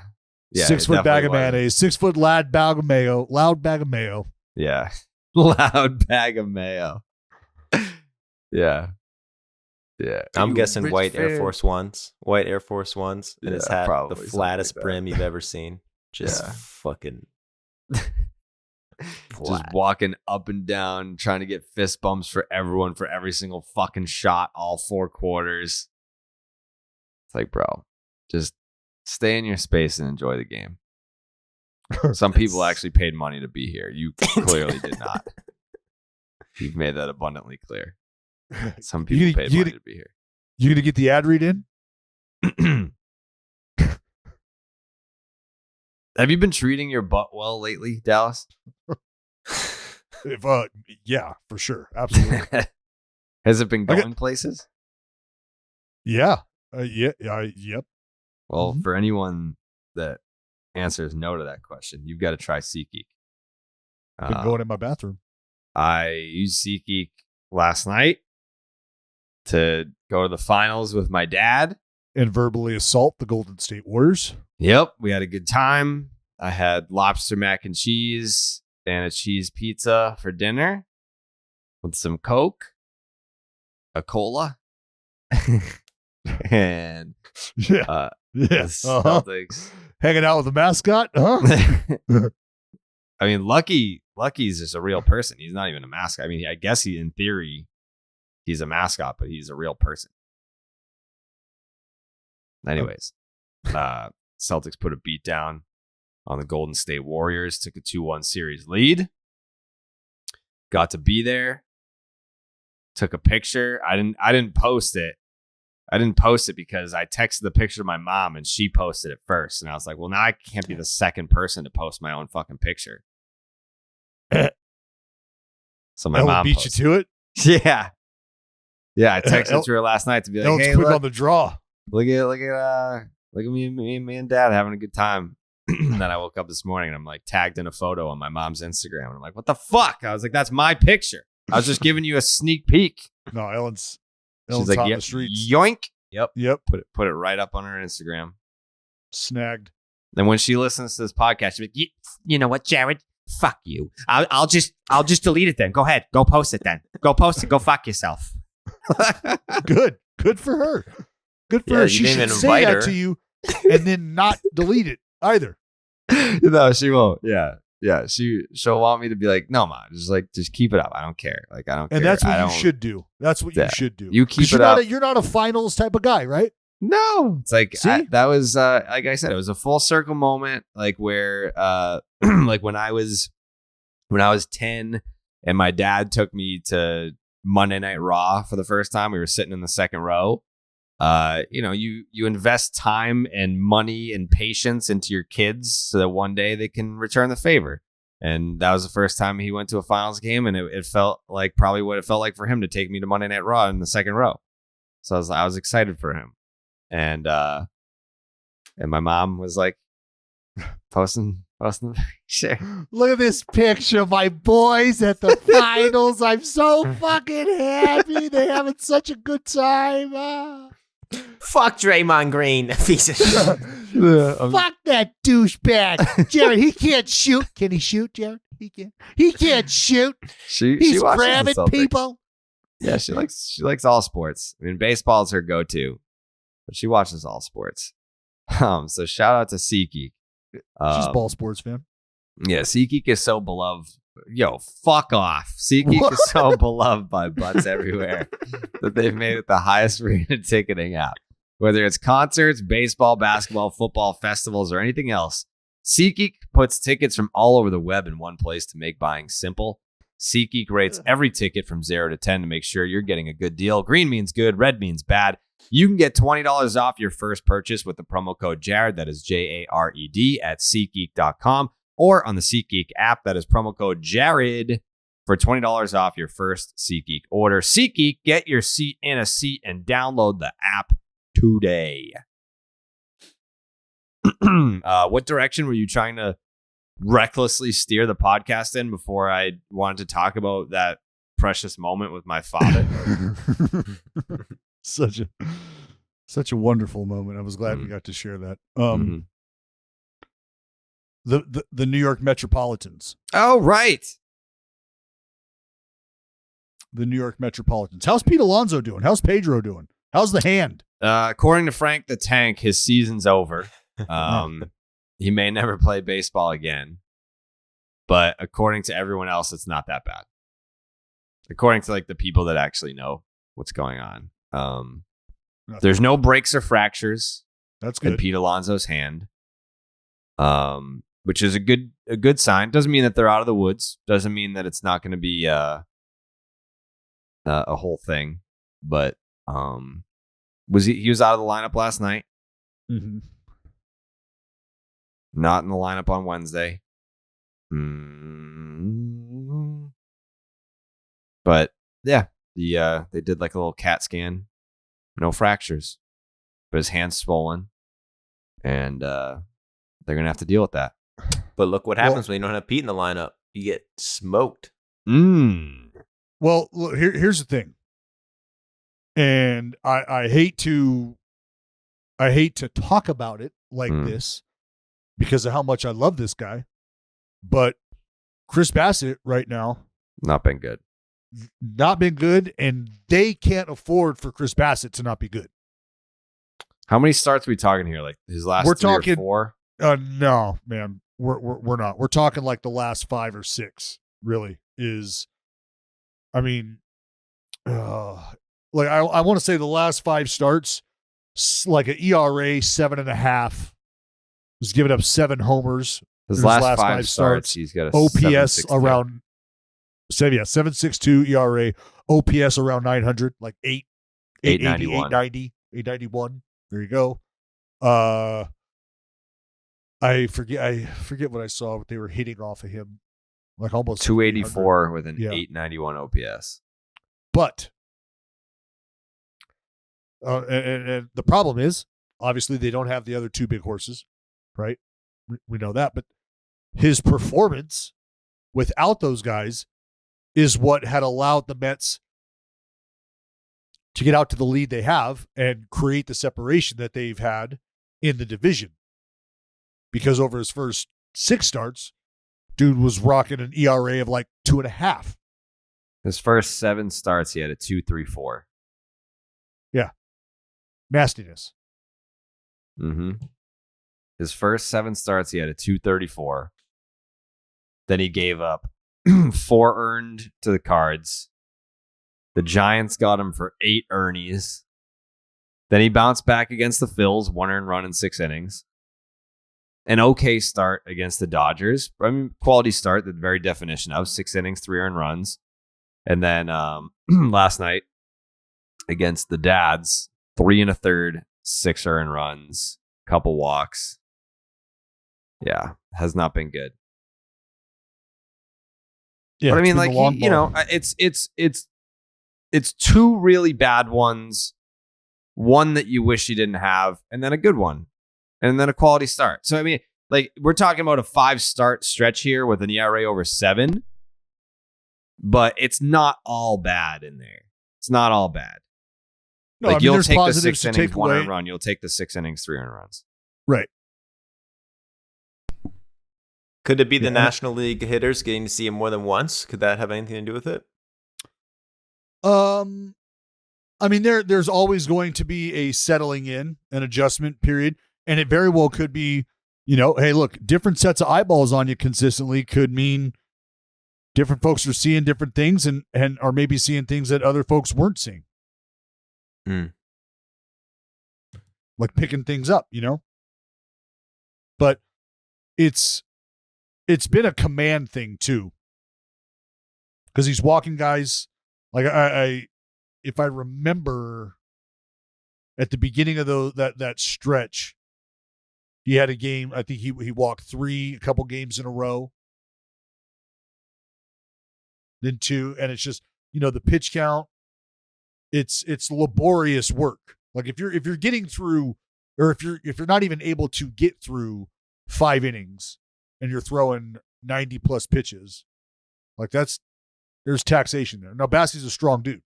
He can handle the workload, but it does start to affect your ability to repeat when you're out there grinding, which is why your outing becomes shorter. Yeah, but it sucks because I can hear him, like in my head, I can hear him saying, like, what the fuck? Like, I don't know. We got to figure it out. The Mets got to figure it out. They also lost Marte, right? What's going on with Marte? Is he? Yeah. Is that serious?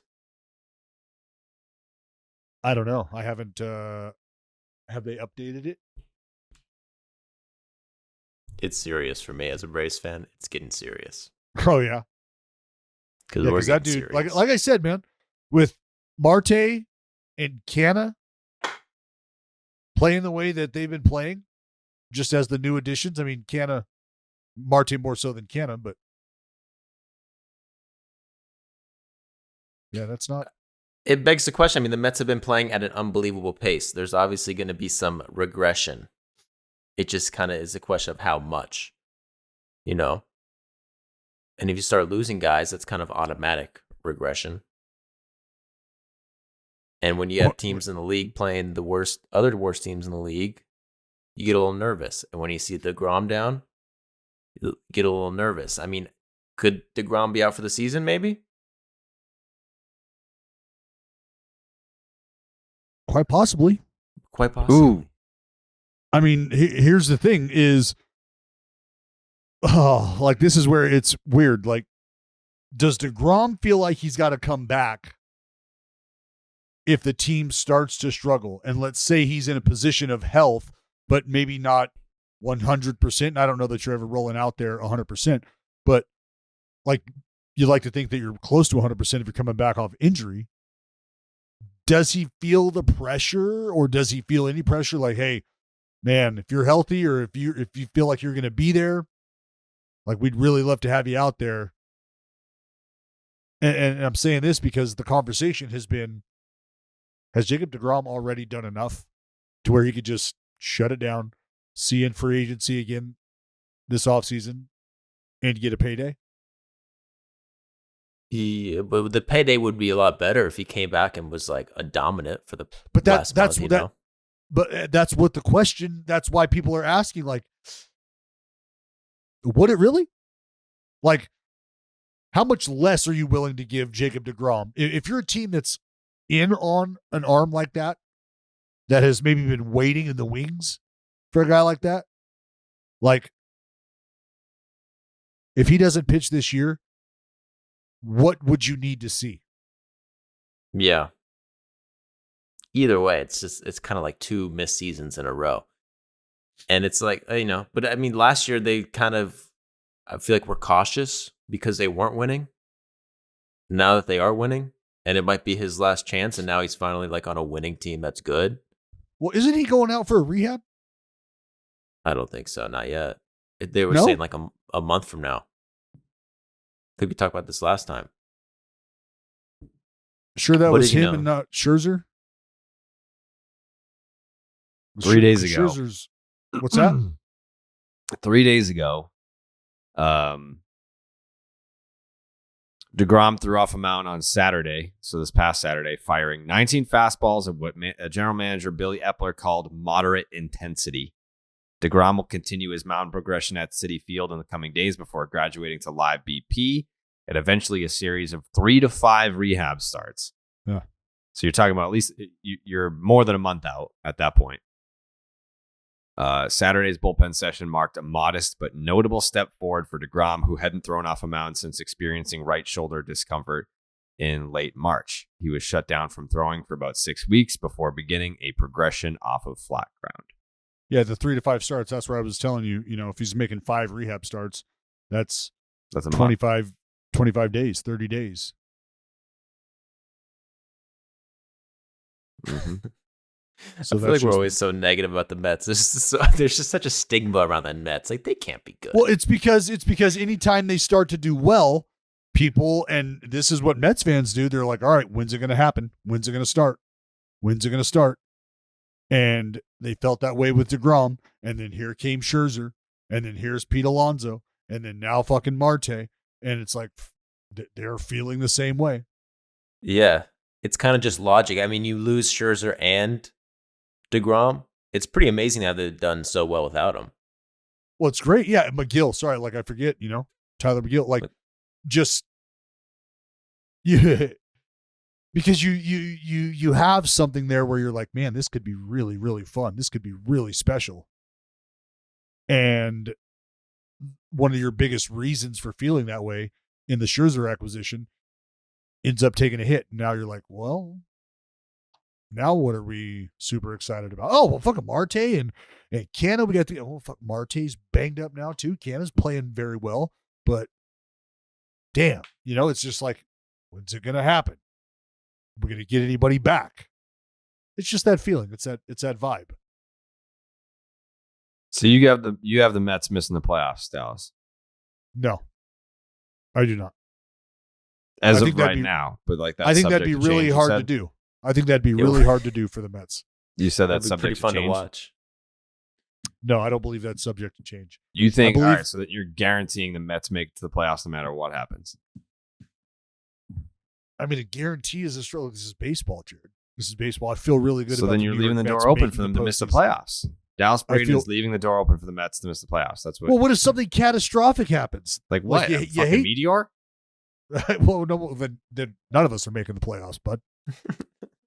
I guess. I mean, that's not entirely true. Depends on how Right. big it is, but Probably pretty true. all right. So Dallas has the Mets maybe making the playoffs. Put that on a quote card, Jake. No. I'm right with him, dude. I'm right with him. I mean, what is your confidence level after winning 7 straight games and the Atlanta Braves being able to win the NL East, Joey? I'd say we got like a 50-50 shot. 50-50. I'd say 50-50. We got a lot of games left with the Mets. And I'm looking at the advanced data right now. Yeah, what you got? You don't have to go far back into the what's it called? Time machine to see this play out last year where the Braves sucked forever. Yep. And then played the worst teams in the league for like 10 games straight, went on a winning streak, and everyone's like, it's kind of fraud. They're playing the worst teams. Then they just can't stop winning. You know what's interesting? I'm looking at the numbers right now. Okay. The New York Yankees have a 7-game lead over the Toronto Blue Jays and the Tampa Bay Rays. The Yankees' odds per Fangraphs to win the division, 71.9%. 71.9% odds to win the American League East. The Mets have a 7-game lead over the Atlanta Braves. They have a 66% chance to win the NL East. The Atlanta Braves retain a 28.9% chance to win the NL East this year. That's better. I mean, that's a lot better than I think most would have gathered. Well, it's because you have to consider the Scherzer injury. You have to. And the DeGrom injury. I mean, the DeGrom injury, it feels like there's a light at the end of the tunnel. Sure.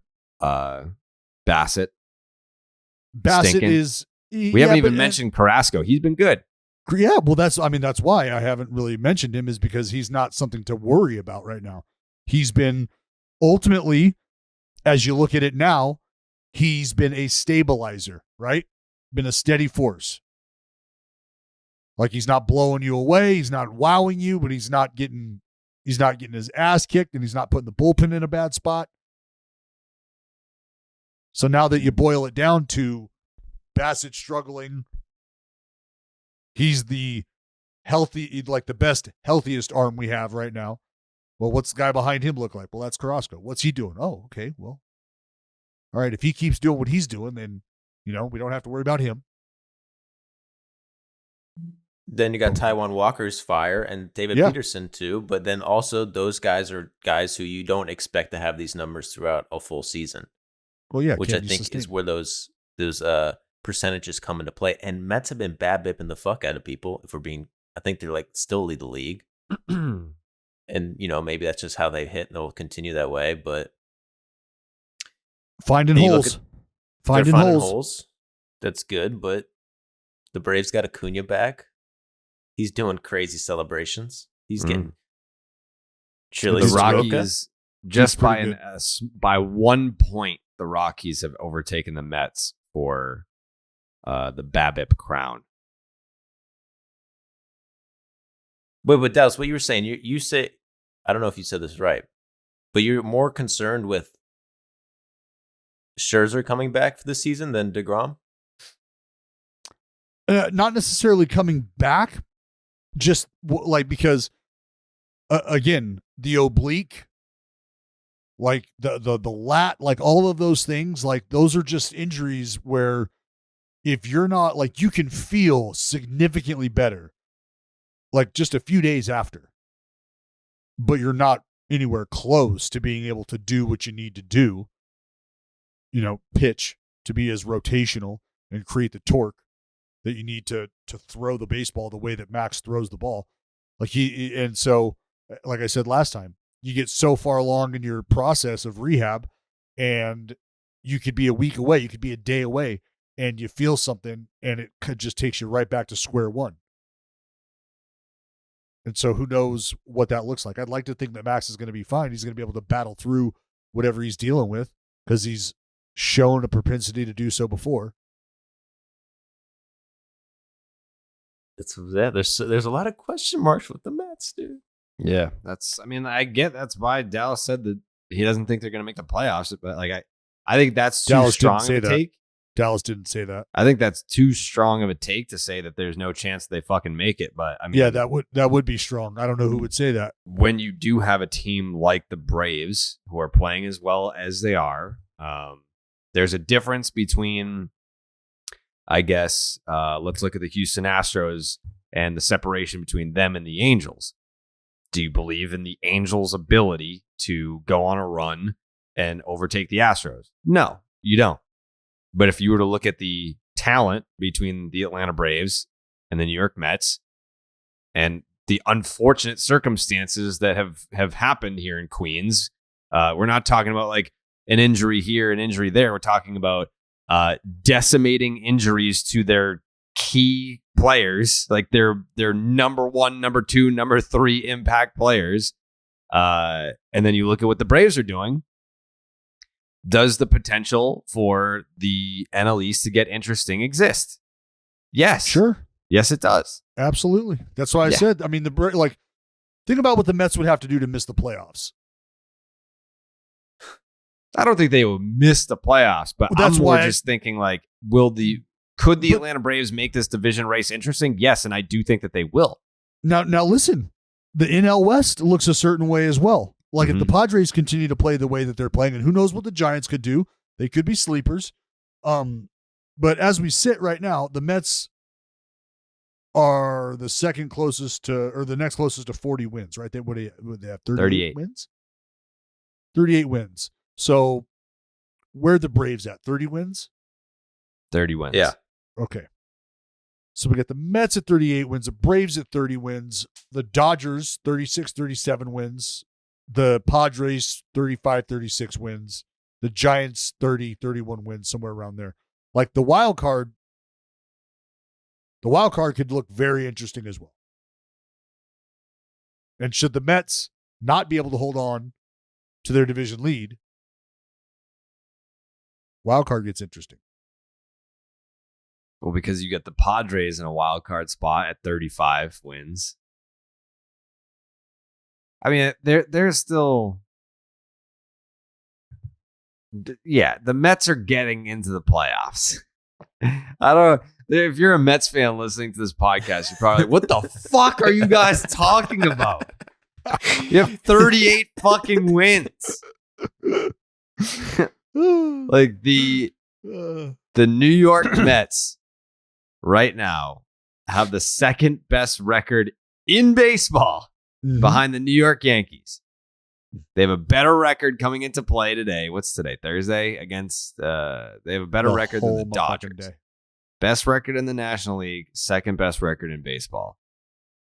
But that being said, bad things are happening to them and good things are happening to the Braves. I'm just saying that the division race could get interesting.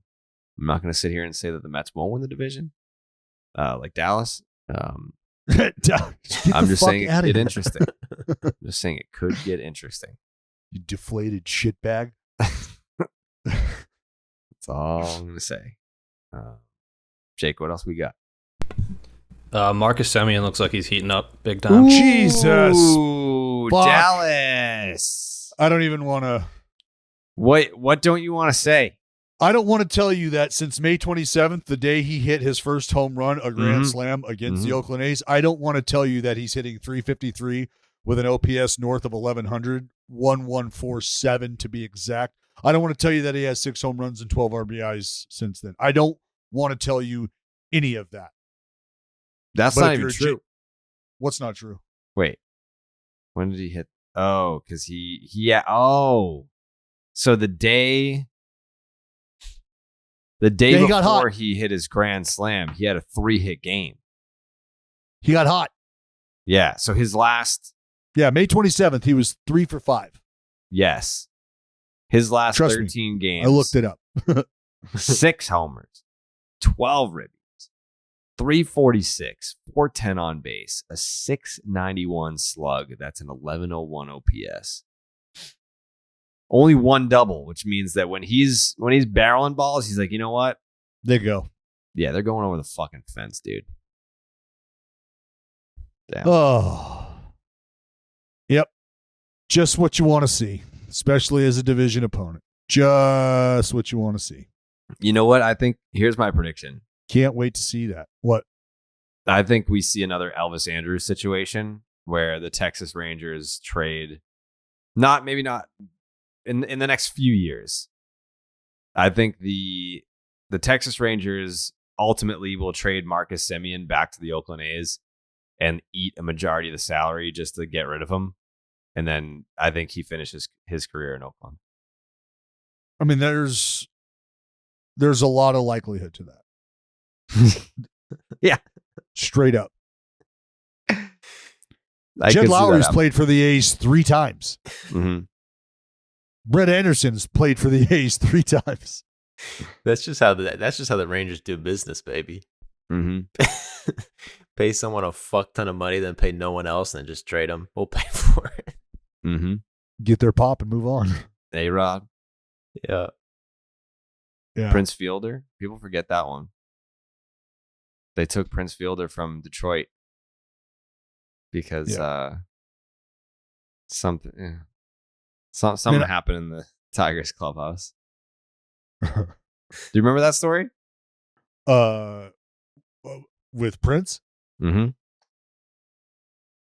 Yeah. People forget that one. That was before social media. If that happened today, that's a way bigger deal. The Detroit Tigers signed Prince Fielder to a big deal, and they had to trade him because of some clubhouse issues. Someone did he made a Jose Canseco allegation came down. Yeah.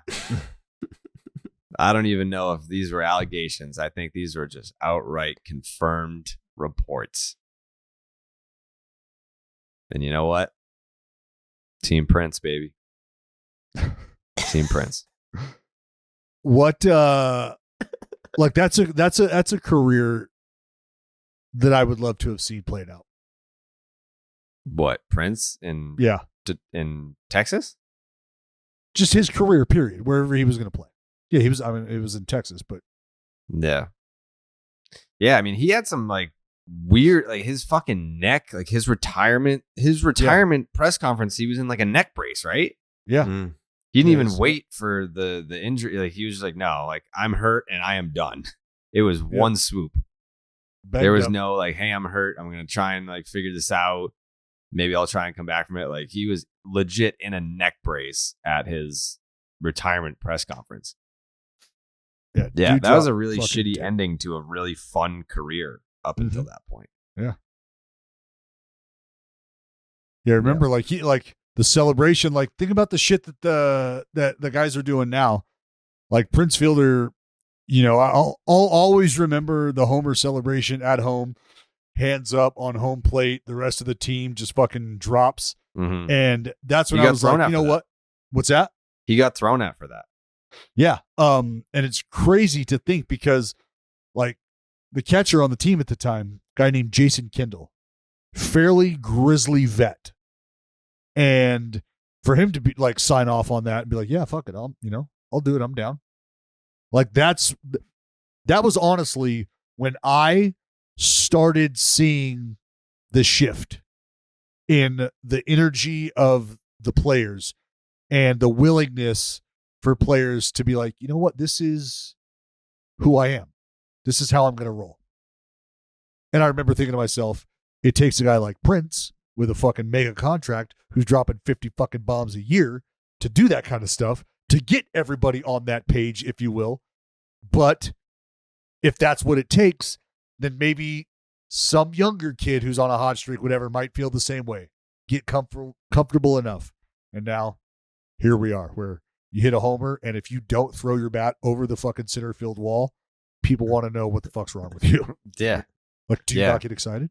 I think it was Evan Grant, maybe, that did it was like the Dallas Star Tribune. I could be attributing this story to the wrong person and outlet at the same time, but I think that was it.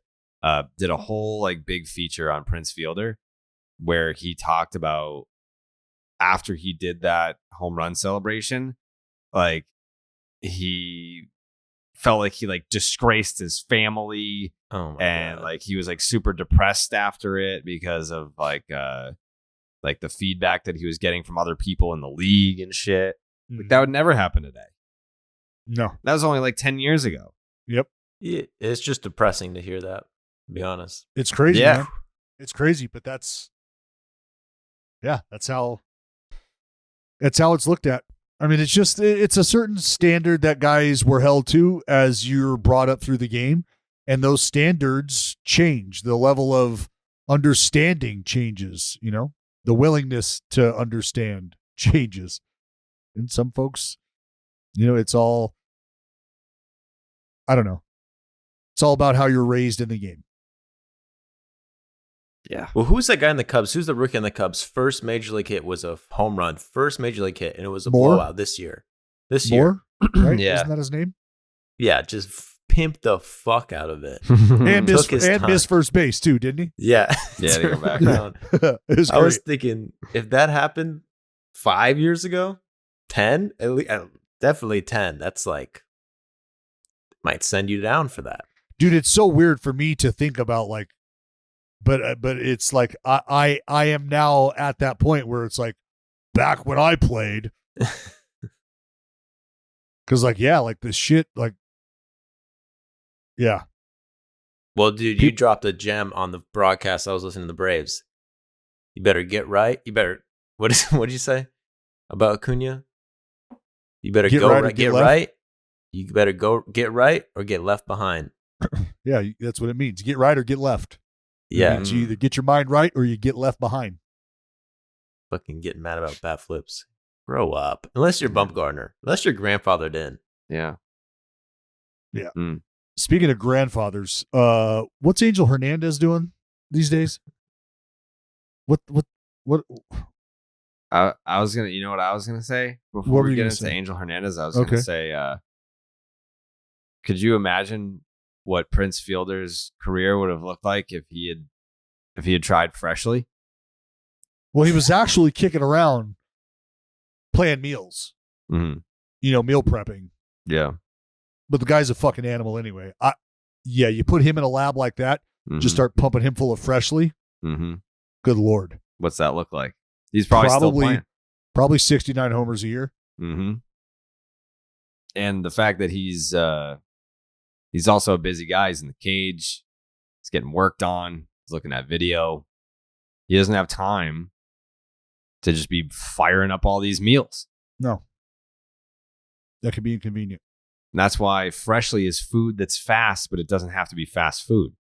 No. Freshly offers quality meals without the hard work. Their meals are designed by nutritionists, cooked by chefs, then delivered fresh. Other meal deliveries need to be prepped and cooked, but Freshly's is ready to eat in just 3 minutes.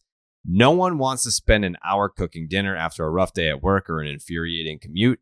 At the end of a long day, takeout doesn't have to be your only option for an easy dinner. Whether it's for you or your whole family, Freshly gives you convenience, flavor, and nutrition. Get delicious chef-made, nutrient-packed meals delivered straight to your door. No cooking required. Fresh and never frozen. Ready to heat and enjoy in just 3 minutes. Use the Freshly website or the app to find meals that fit your lifestyle with plans that work for your dietary needs, preferences, tastes, and family size. Choose from over 50 nutrient-designed entrees like their classic steak peppercorn, multi-serve sides like their masterful mac and cheese, or their new line of plant-based meals. Skip the grocery shopping and dirty dishes. Your meals arrive cooked and fresh every single week. New meals are added weekly, so you're never stuck eating the same thing over and over. Stop stressing about dinner. Right now, Freshly is offering our listeners $125 off your first 5 orders. Your first 5 orders when you go to freshly.com/Jared.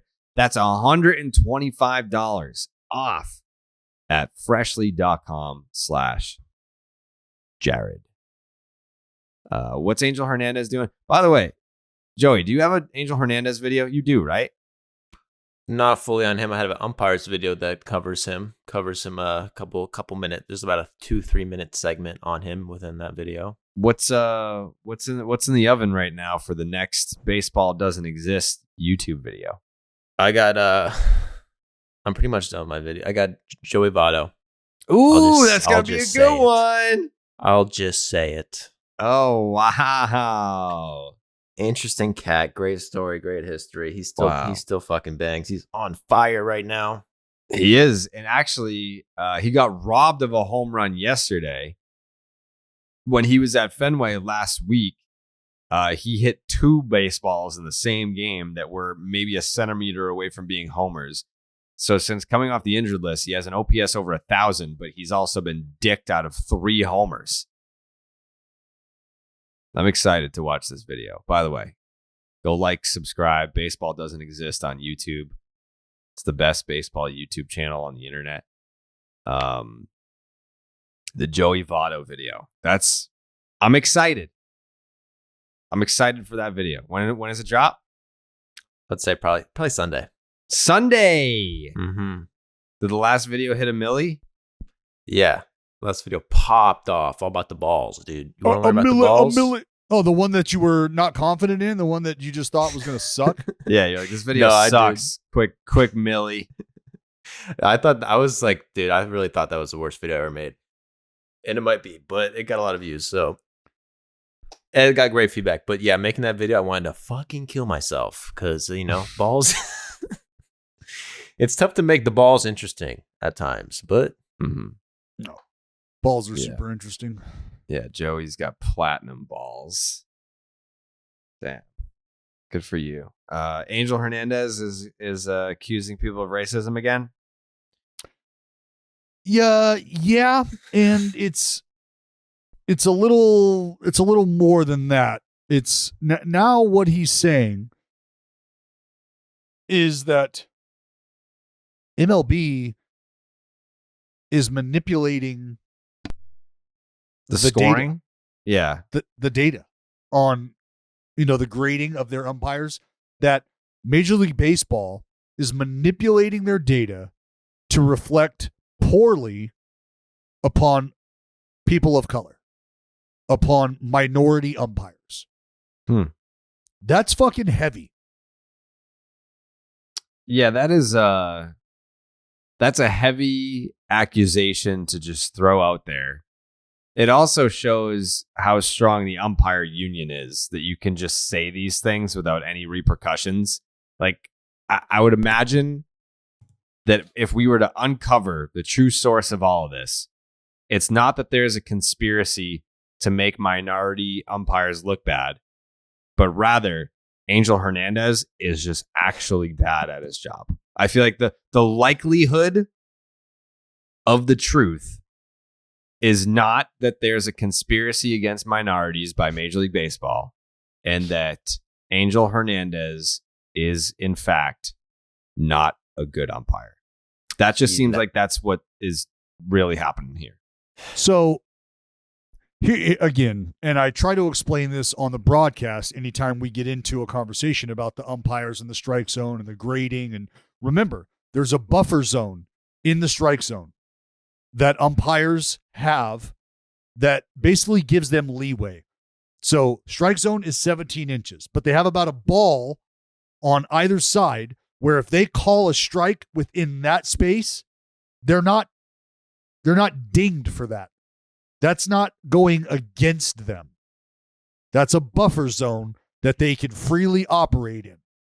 So what you have to think is if all four of us sitting right here on your screen and or that you're listening to are umpires and Joey just happens to operate that much better inside that buffer zone and into the actual strike zone than the other three of us, you could safely arrive at the conclusion that Joey, for better or worse, over a body of work, is better at calling balls and strikes more efficiently than we are.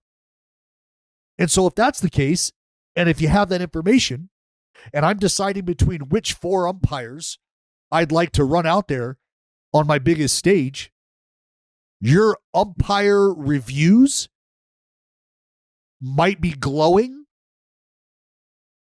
but you're not the best option that I have. And if you've also shown that you can't control the game, the emotions of the game, and frankly, your emotions as well, well, then you don't become somebody at the top of my list to run out there in my sport's biggest stage. And that has nothing to do with the color of your skin, with your last name. It has nothing to do with that. This is simply based on how you're performing and how other people are outperforming you. Yeah. And also, it's like, you know, if there was like some discrimination going on, I think a better strategy would not make Angel Hernandez the face of the complaint, the one that everybody hates. You know, maybe get the umpires together and do it. Like, this is, everyone just writes us off as bullshit because it's him. I mean, in this article, it says Angel missed his first call the other day in 2 months. That's from his lawyer.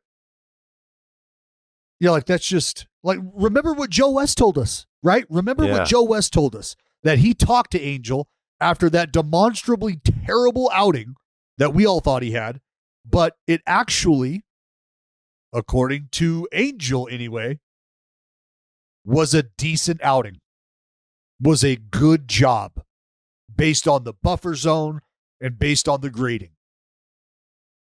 So if you believe that to be true, then what I was talking about in selecting the four umpires, one of us performing better within the confines of the strike zone, then that's it. Angel, you're just not that good. And it's the okay. Results are in. The results are in, dude. You fucking suck. Like, you've had a job for a long time, dude. A really long time. Mm-hmm. And like, I understand the buffer zone, blah, blah, blah, but there's a lot of people who, if they were performing at their job the way you're performing at your job, there's a likelihood that they would be replaced. It's just facts. Yeah. But to be fair to Angel, from everything I've seen, I did a video about umpires where I kind of got deep into this. I wouldn't say I'm like an expert on umpire grading, but like from pretty much everything I've seen, there's worse umpires than Angel Hernandez. There's not a lot. He gets the most shit, I think, just because, I don't know, I don't know why specifically, but he's been involved in some incident. Remember when he threw out the guy doing a fucking take me out to the ball game? Yeah, he's made a name for himself being the worst because I think he digs in the hardest when he's still wrong. And I think that, you know, this is not the first time that he's kind of gone this route and be like, oh, you only think that I'm bad because I'm not white type deal. But it is it's an interesting storyline as it pertains to Angel Hernandez, that he continues to statistically be one of the worst umpires in Major League Baseball, but will just stop at nothing to place the blame elsewhere, but anywhere else but himself. Be like, maybe I should just be a better umpire and then I won't have this problem. Yeah, I mean, Yeah, there's a lot more to this thing. Like, they're talking about how Major League Baseball needs to hire more minority umpires, so that the idea of excluding minority umpires from the game's biggest stages doesn't continue to be a point of contention. And I like for me, this is just, are you as good at your job as you think you are? And if you're not, do you maybe need to come to terms with that before firing off lawsuits? Yeah, that's the problem with this. Is like if you read through it, like I think it says they just hired their first minority crew chief in 150 years, and like that's pretty sus. So there's like you could have grounds that there's like discrimination, but it has nothing to do with Angel Hernandez. Like if he's not being like MLB's being racist against minorities, he's kind of being like they're actually being racist. Hold on, against is that true? me. Is that Yeah. true? It's true. CB Buckner? Pointing out that as of filing the lawsuit, there have only been one minority crew chief in the league's 150 years, Richie Garcia. I'm pretty But sure. that number has grown in years since. I guess that was Since he filed since this his first lawsuit. Okay, gotcha. Or I don't know if this is the same one or not, but I think he Yeah, just like filed a new adding one. to this lawsuit. Okay. Yeah.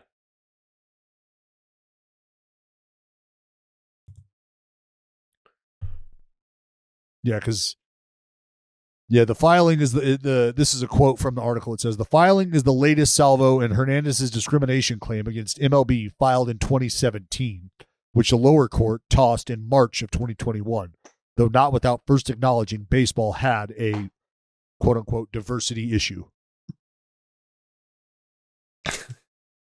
But people would respect this a lot more if it was like all minority umpires got together and was like, hey, man, but now it's just Angel Hernandez, the one everybody hates. It's kind of coming off bad. It's kind of maybe hurting his cause. Yeah.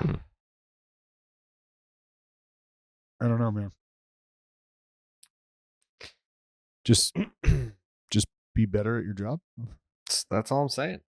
You don't have this problem if you're widely regarded as one of the best, or at least if you're average enough to where nobody notices you. When people notice you, it's because you're bad. I also want to say though, like, but doesn't it feel tough? Like it feels like he wouldn't be coming at you with this like out of nowhere. Like he's probably felt multiple times. And again, if the grading system is what it is, and I'm grading out decently, like, do I not get a shot to be on that big stage? So I don't want to believe that Angel's just sitting at home like drawing shit up and he's like, yeah, fuck, I'm gonna run with this. I'm sure he's felt like there's a reason for him to take a legal route. Sure. I guess. Yeah, It's just, I mean, I think where I just arrive on it is when you are universally regarded as bad at your job, then that's the reason. Like, you don't look for other reasons after that. When everyone who watches the sport would agree that you're not good, it's because you're not good. It has nothing to do with ethnicity or race or religion or sexual preference or anything other than that. It's because you're just not good. You're not good. Can boil it down. Jared, Yeah. is Angel good? Not good. Not good. Not good. You know what? I'll give him a little respect because he gets more shit than anyone. That's not easy, dude. Yeah. He does it with a smile on his face. No, he doesn't. Yeah. Does he get a little? He gets a little ticked off sometimes. Yeah, he might be smiling on the outside. That fucker ain't smiling on the inside. I mean, that's tough though, bro. It is tough. Today's an anniversary. On June 9th, 2011. A very special anniversary, Dallas. June 9th, 2011, during a 9-game losing streak the Oakland A's fired Bob Guerin, replacing him with Bob Melvin, who will serve as interim manager for the rest of the season. During his 4+ seasons at the helm, the 47-year-old former Oakland skipper compiled a 361 and 412 record with the team. Today is the anniversary of the beginning of the Bo Mel era in Oakland, a fond time that we remember out here in the Bay Area, the green and gold. And of course, we also remember it as the day that Dallas Braden organized a team meeting in front of executives, front office members to not even carry out the firing of Bob Guerin. Come on, turn the tide of the franchise. Yeah, Respect. you could make the case that that was one of the most influential team meetings ever organized, and Dallas was right there at the forefront saying, "Get this fucking guy out of here." Enter Bo Mel, and here come the green and gold. It was a hell of a run from 2012 up until last year. It was a hell of a fucking run for the Oakland A's, and it would not have happened had Dallas not gotten Bob Guerin fired. So Dallas, I did not what are your memories? What are your memories about the Bo Mel era that you single-handedly started? Hey, it's good times, great times, postseason baseball. You know, it was a fun ride to be on, an enjoyable ride to be on. What was your favorite memory of the Bo Mel era in Oakland? Oh man, I mean, there's we could think about clinching the division on the final day of the season in Texas behind a sunny gray deal fest. I mean, you could think, I don't know, there's some playoff wins, but oh man, I don't know. Could be the Sean Manaea no-hitter. Might be one of my favorite moments. That was a good one. Could be the Mike Fiers no-hitter. Mm-hmm. Yeah. A lot of good moments, Jared. It was a great decade. A decade of dominance. And it started 11 years ago today after the calculated and orchestrated firing of Bob Guerin carried out by Dallas Braden. It's not couldn't have happened without that. And the Bo Mel era in Oakland, probably one of the best. Yeah, probably one of the winningest A's manager in history. Mm-hmm. Oakland A's manager. Oakland A's, not the Philadelphia A's.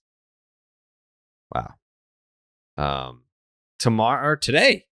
Today is International Dark and Stormy Day. That's why we're doing the stream tonight instead of on Tuesday. Gosling's Black Seal rum, you know the deal. Ginger beer, some ice, nice little lemon wedge, little lime wedge, whatever you want. We all know the power of an MVP. They make good teams great.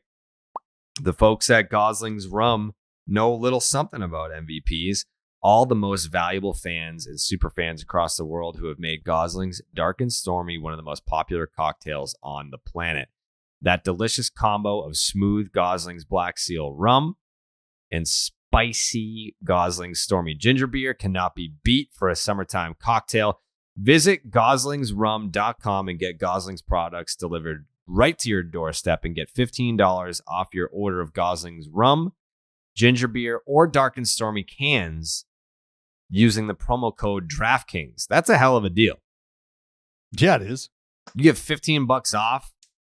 You want to go out there and make your own Dark and Stormies, or you can just buy the canned cocktail, whatever you want to do. You can get $15 off at goslingsrum.com using the promo code DraftKings. Jake, we got anything else? Yeah, we got Steven Strasburg making his start on Thursday. Ooh, Steven Strasburg's back, baby. That's just the shot in the arm the Nats need. Listen, a lot of season left. A lot of season left. They've got Steven Strasburg coming back tonight. He will be pitching in Miami against Trevor Rogers. T-Rod. I'll be tuning in for that. It's not a terrible slate.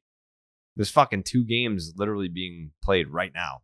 Mm-hmm. G-Man Choi just jumped ship. Did he? Homer. Yeah, 2-run shot. Bomba. Ooh. We got Shohei going tonight to bring the boys back. Showtime. Ooh, you need a stopper on the mound, you go to Showtime. That's what they say. Yeah, Oh, did 7 he innings not pitch shutout, at all a during the bomb. losing streak? Jared, say? why that? Why I'm that? just asking. Why that? That seems I'm like just a asking. You're just... By the way, Well, the Yankees stole his signs. That happened. my cheated. tweet to Jeff Passan where I said Nickelback has bangers, don't at me. Guess who just liked that tweet? Nickelback. Mike Soroka. Let's go. He of Canadian pride, Mike Soroka. Also liked by Blooper. Blooper's quality. Blooper, Nickelback guy. Soroka, Nickelback guy. Smash Mouth liked it. I don't know. Oh, if I God. like that. Randy Dobnak liked it. Shout out to Randy. Plutko, Boog. Oh, smashy. A lot of people that are fighting the fight against Closeted fucking- Nickelbackers. Yeah. Jeff Yeah, see, I've Passan I've got trying the balls to say it and tell the world, Jared. I'm not afraid. do it. I did. I said it right here on the podcast. All right, but I mean, if you were a Do man, I got to tweet it? You would tweet like, "I'm Dallas Braden. Here are my takes for the day. The Mets are missing the playoffs. I love Nickelback, and fuck Bob Guerin." Wow. And That's what and you Jeff would say. Passan. Fucking Yeah, Jeff Passan. Yeah, Thinks he's Jeff Passan's Anthony a fucking Fantano. geek. That's a hell of a trifecta. That's what you would say. No. But I get it if you don't have the balls to do it. That's fine. I'm probably going to hold off on that. Yeah, you should make it a video instead. Those are not the takes of the day. Yeah, I get it. Because you got lady balls. Boobs. Yeah. Is that it? Is that all we got? No. You sure? Pretty sure. Is that it? Oh, Jake? we're in Cleveland, so I'll give a quick shout out to Beebs, who's the second fastest ever to 700 career strikeouts. Mm. See you, Beebs. Is that it? Good talk. Good talk. Do you want to show some love to Tony Gonsolin? Yeah. Yeah, I do. Fucking here's his National League ranks via Blake Harris. His ERA is first, 158. His whip, 086. That's first. Opponent batting average, 157. That's first. And he's got 7 wins, and that's tied for first. I mean, the dude is 7-0 right now, rocking an ERA at 1.58. True. 54 punchies over 57 innings. The whip, it's a fucking ghost town on the base path when Gonsolin's on the tit. 0.860. Whipping it and whipping it good. Tony Gonsolin. Oh, me. Show of hands of who had the wherewithal to acquire him in their National League only fantasy baseball league. Me. I did. I did. Wow. So Tony Gonsolin just carving right now for the Mayor's Hitman. All right. We'll be back next Monday. What do you got for weekend series? Anything good? Fucking Monday. Oh, hey, you know what? what? You know what happens on Monday? What, the Oakland A's come to town? I'll be in Boston on Monday. Mm-hmm. You will. What be are you doing? hanging out? What are you up to? Not just hanging out? Just hanging out. Yeah. Looks like I got a day off on Monday. That you're trying to hang? You want to come record the pod at my place? I do have a lunch date on Monday. All right. Anyways, all right. Enjoy the weekend. I just do. What do you want me to say? I have a lunch date on Monday. Enjoy the weekend. You want me to not tell you you and I are looking to plan Dodgers, something Giants right this now, weekend. and I've got stuff to do. And I just Dodgers, look, I got a Giants. lunch date. That's all. That's all I was talking about. We could do something later in the evening. Nothing I don't have dinner crazy, plans though. There's as no of yet. Series of note. I guess like it's Joey versus Dallas part 2. We just had Braves A's. Now we have Braves Pirates. Oh no. Oh. It just keeps getting better for the Bravos, baby. Mhm. We're just That's tired shit. Mm. You and the Mariners. Mariners are hot right now.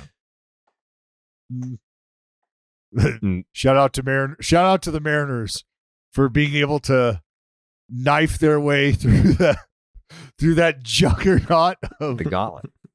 They're still Yeah, on it they're- right now. Uh, All right. See all right, Monday. so Come by. come by. Like, do you Yeah, have a come day by. that you want me to come by? Is there a day? That doesn't You know, matter. because I'm like here. when I have friends in town, they come over. Like they're there every day they're in town. But I don't. Yeah, if you want to come over every day, you can do that. Well, I haven't been invited. I don't want to just invite myself. Yeah, no, you're fine. Am I invited every day? Am I invited just one day? Yeah, you can come over whenever you want. All right, I can't come Monday afternoon though. That's fine. I got a lunch date Hmm. Monday after. I got some stuff to do. All right. But what's the weather going to be like, Jake? I need to know what to pack. Next week, huh? We're Well, looking at what's it like today? What's it like today? Yeah, I want to know what it's like today. We'll forecast it out. so today it's 77, partly to mostly cloudy with isolated thunderstorms. Okay. Humidity 73%. UV index is 7 out of 10, and a little waxy gibby tonight. Oh, Gibby. Okay. not Gibby. So we're probably on a Cressy. We're probably going waxy Cressy a week from now then, right? Is there any way to project that out? If I'm looking, hold on. I'm going to look out the window here. Next Tuesday is a full moon. Oh, wow. Full moon? Full moon in Boston? Mm. Ow!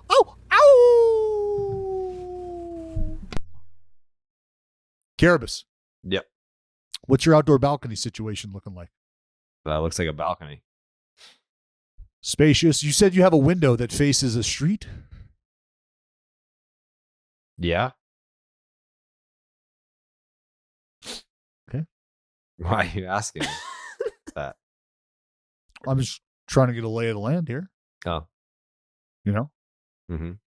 because I know that the hotel is not. I mean, the hotel is going to be close enough I could walk to the ballpark, Mhm. which means I could walk to your apartment. Mm-hmm. That's correct. Yeah. Something's afoot here. No, I'm just. I smell some mischief. Jared gets very. He gets very cautious for whatever reason. I'm not cautious. Seem Pull up, tentative. All right. Well, hey, that's all I've got. Yeah. Now that I know what the weather's like, Mm-hmm. and I know that are you busy Monday? Not to my knowledge. Just recording the podcast. Oh wait, no, we have to do that shoot too, right, Jake? Yeah, Monday afternoon. What is that? Is that around It lunch? is a ad spot for Home Run Derby. Okay. Cool. When are you doing that? Like Monday, what time? 2:30. Oh, okay. Well, I got lunch on Monday, so maybe right No. after or something. We could probably All right. hook up. But All right. and also I do, Jared, I'm a man of my word. And there's a debt that needs to be paid. Mm-hmm. Do you have a Do you have a day in mind that would be best? Probably Tuesday before the game. Maybe Tuesday before the game. Okay. Yeah. Do you already have an outfit? I mean, you said you weren't going to do it, so I didn't buy one. There's still time to get one on Amazon. Jared, I did not ever say that I was not sweeping your apartment. Never did those words escape my lips. Okay. We'll see. I mean, if you don't have the outfit there for me to wear, then I effectively... This is going to turn into like Dallas is like paying my mom to do it, and she's not wearing a maid outfit and cleaning my apartment. I'm not. That's not happening. See what I mean? This is where Jared this is not happening. That's actually kind of a good idea, actually. That's what he's like trying to pull off. Like he thinks that he's slick. He's not. No, Jared. No one is wearing the maid outfit unless it's you. No one else is doing that. See, this is what I mean by you're cautious. You're nervous. I'm nervous. You're thinking at night like, is this guy trying to put my fucking mom in a maid outfit? Like, no, right. I'm not. Okay. I just wanted to like if I show up there and there's no maid outfit, I'm like, hey, what's up? Where's the maid outfit? And you're like, well, there's not one. Mm-hmm. Well, that's not going to be on me. I would be there, ready for sweeping to occur. Okay. And there would be no maid outfit. So who would be the one who's at fault there? I'll get the maid outfit. I'll get the maid outfit, but if you don't wear it, no one else is. It's for you. That's fine. Okay. But you haven't gotten it yet. No, there's still plenty of time. It's only Thursday. All right. I get it Tuesday. Well, I'm there until Thursday. Okay. So you got plenty of time. Mm-hmm. Maybe we could go Monday. We could go Monday together and get the outfit if you'd like. I mean, there's not just like fucking costume stores in June. Yeah, I would have to get it online. You don't have like a party store in Boston? I'm sure they got a party store. Not to my knowledge. And if you got a party store, they got costumes at the party store. I promise you. Not to my knowledge. Yes, there's absolutely party stores at the.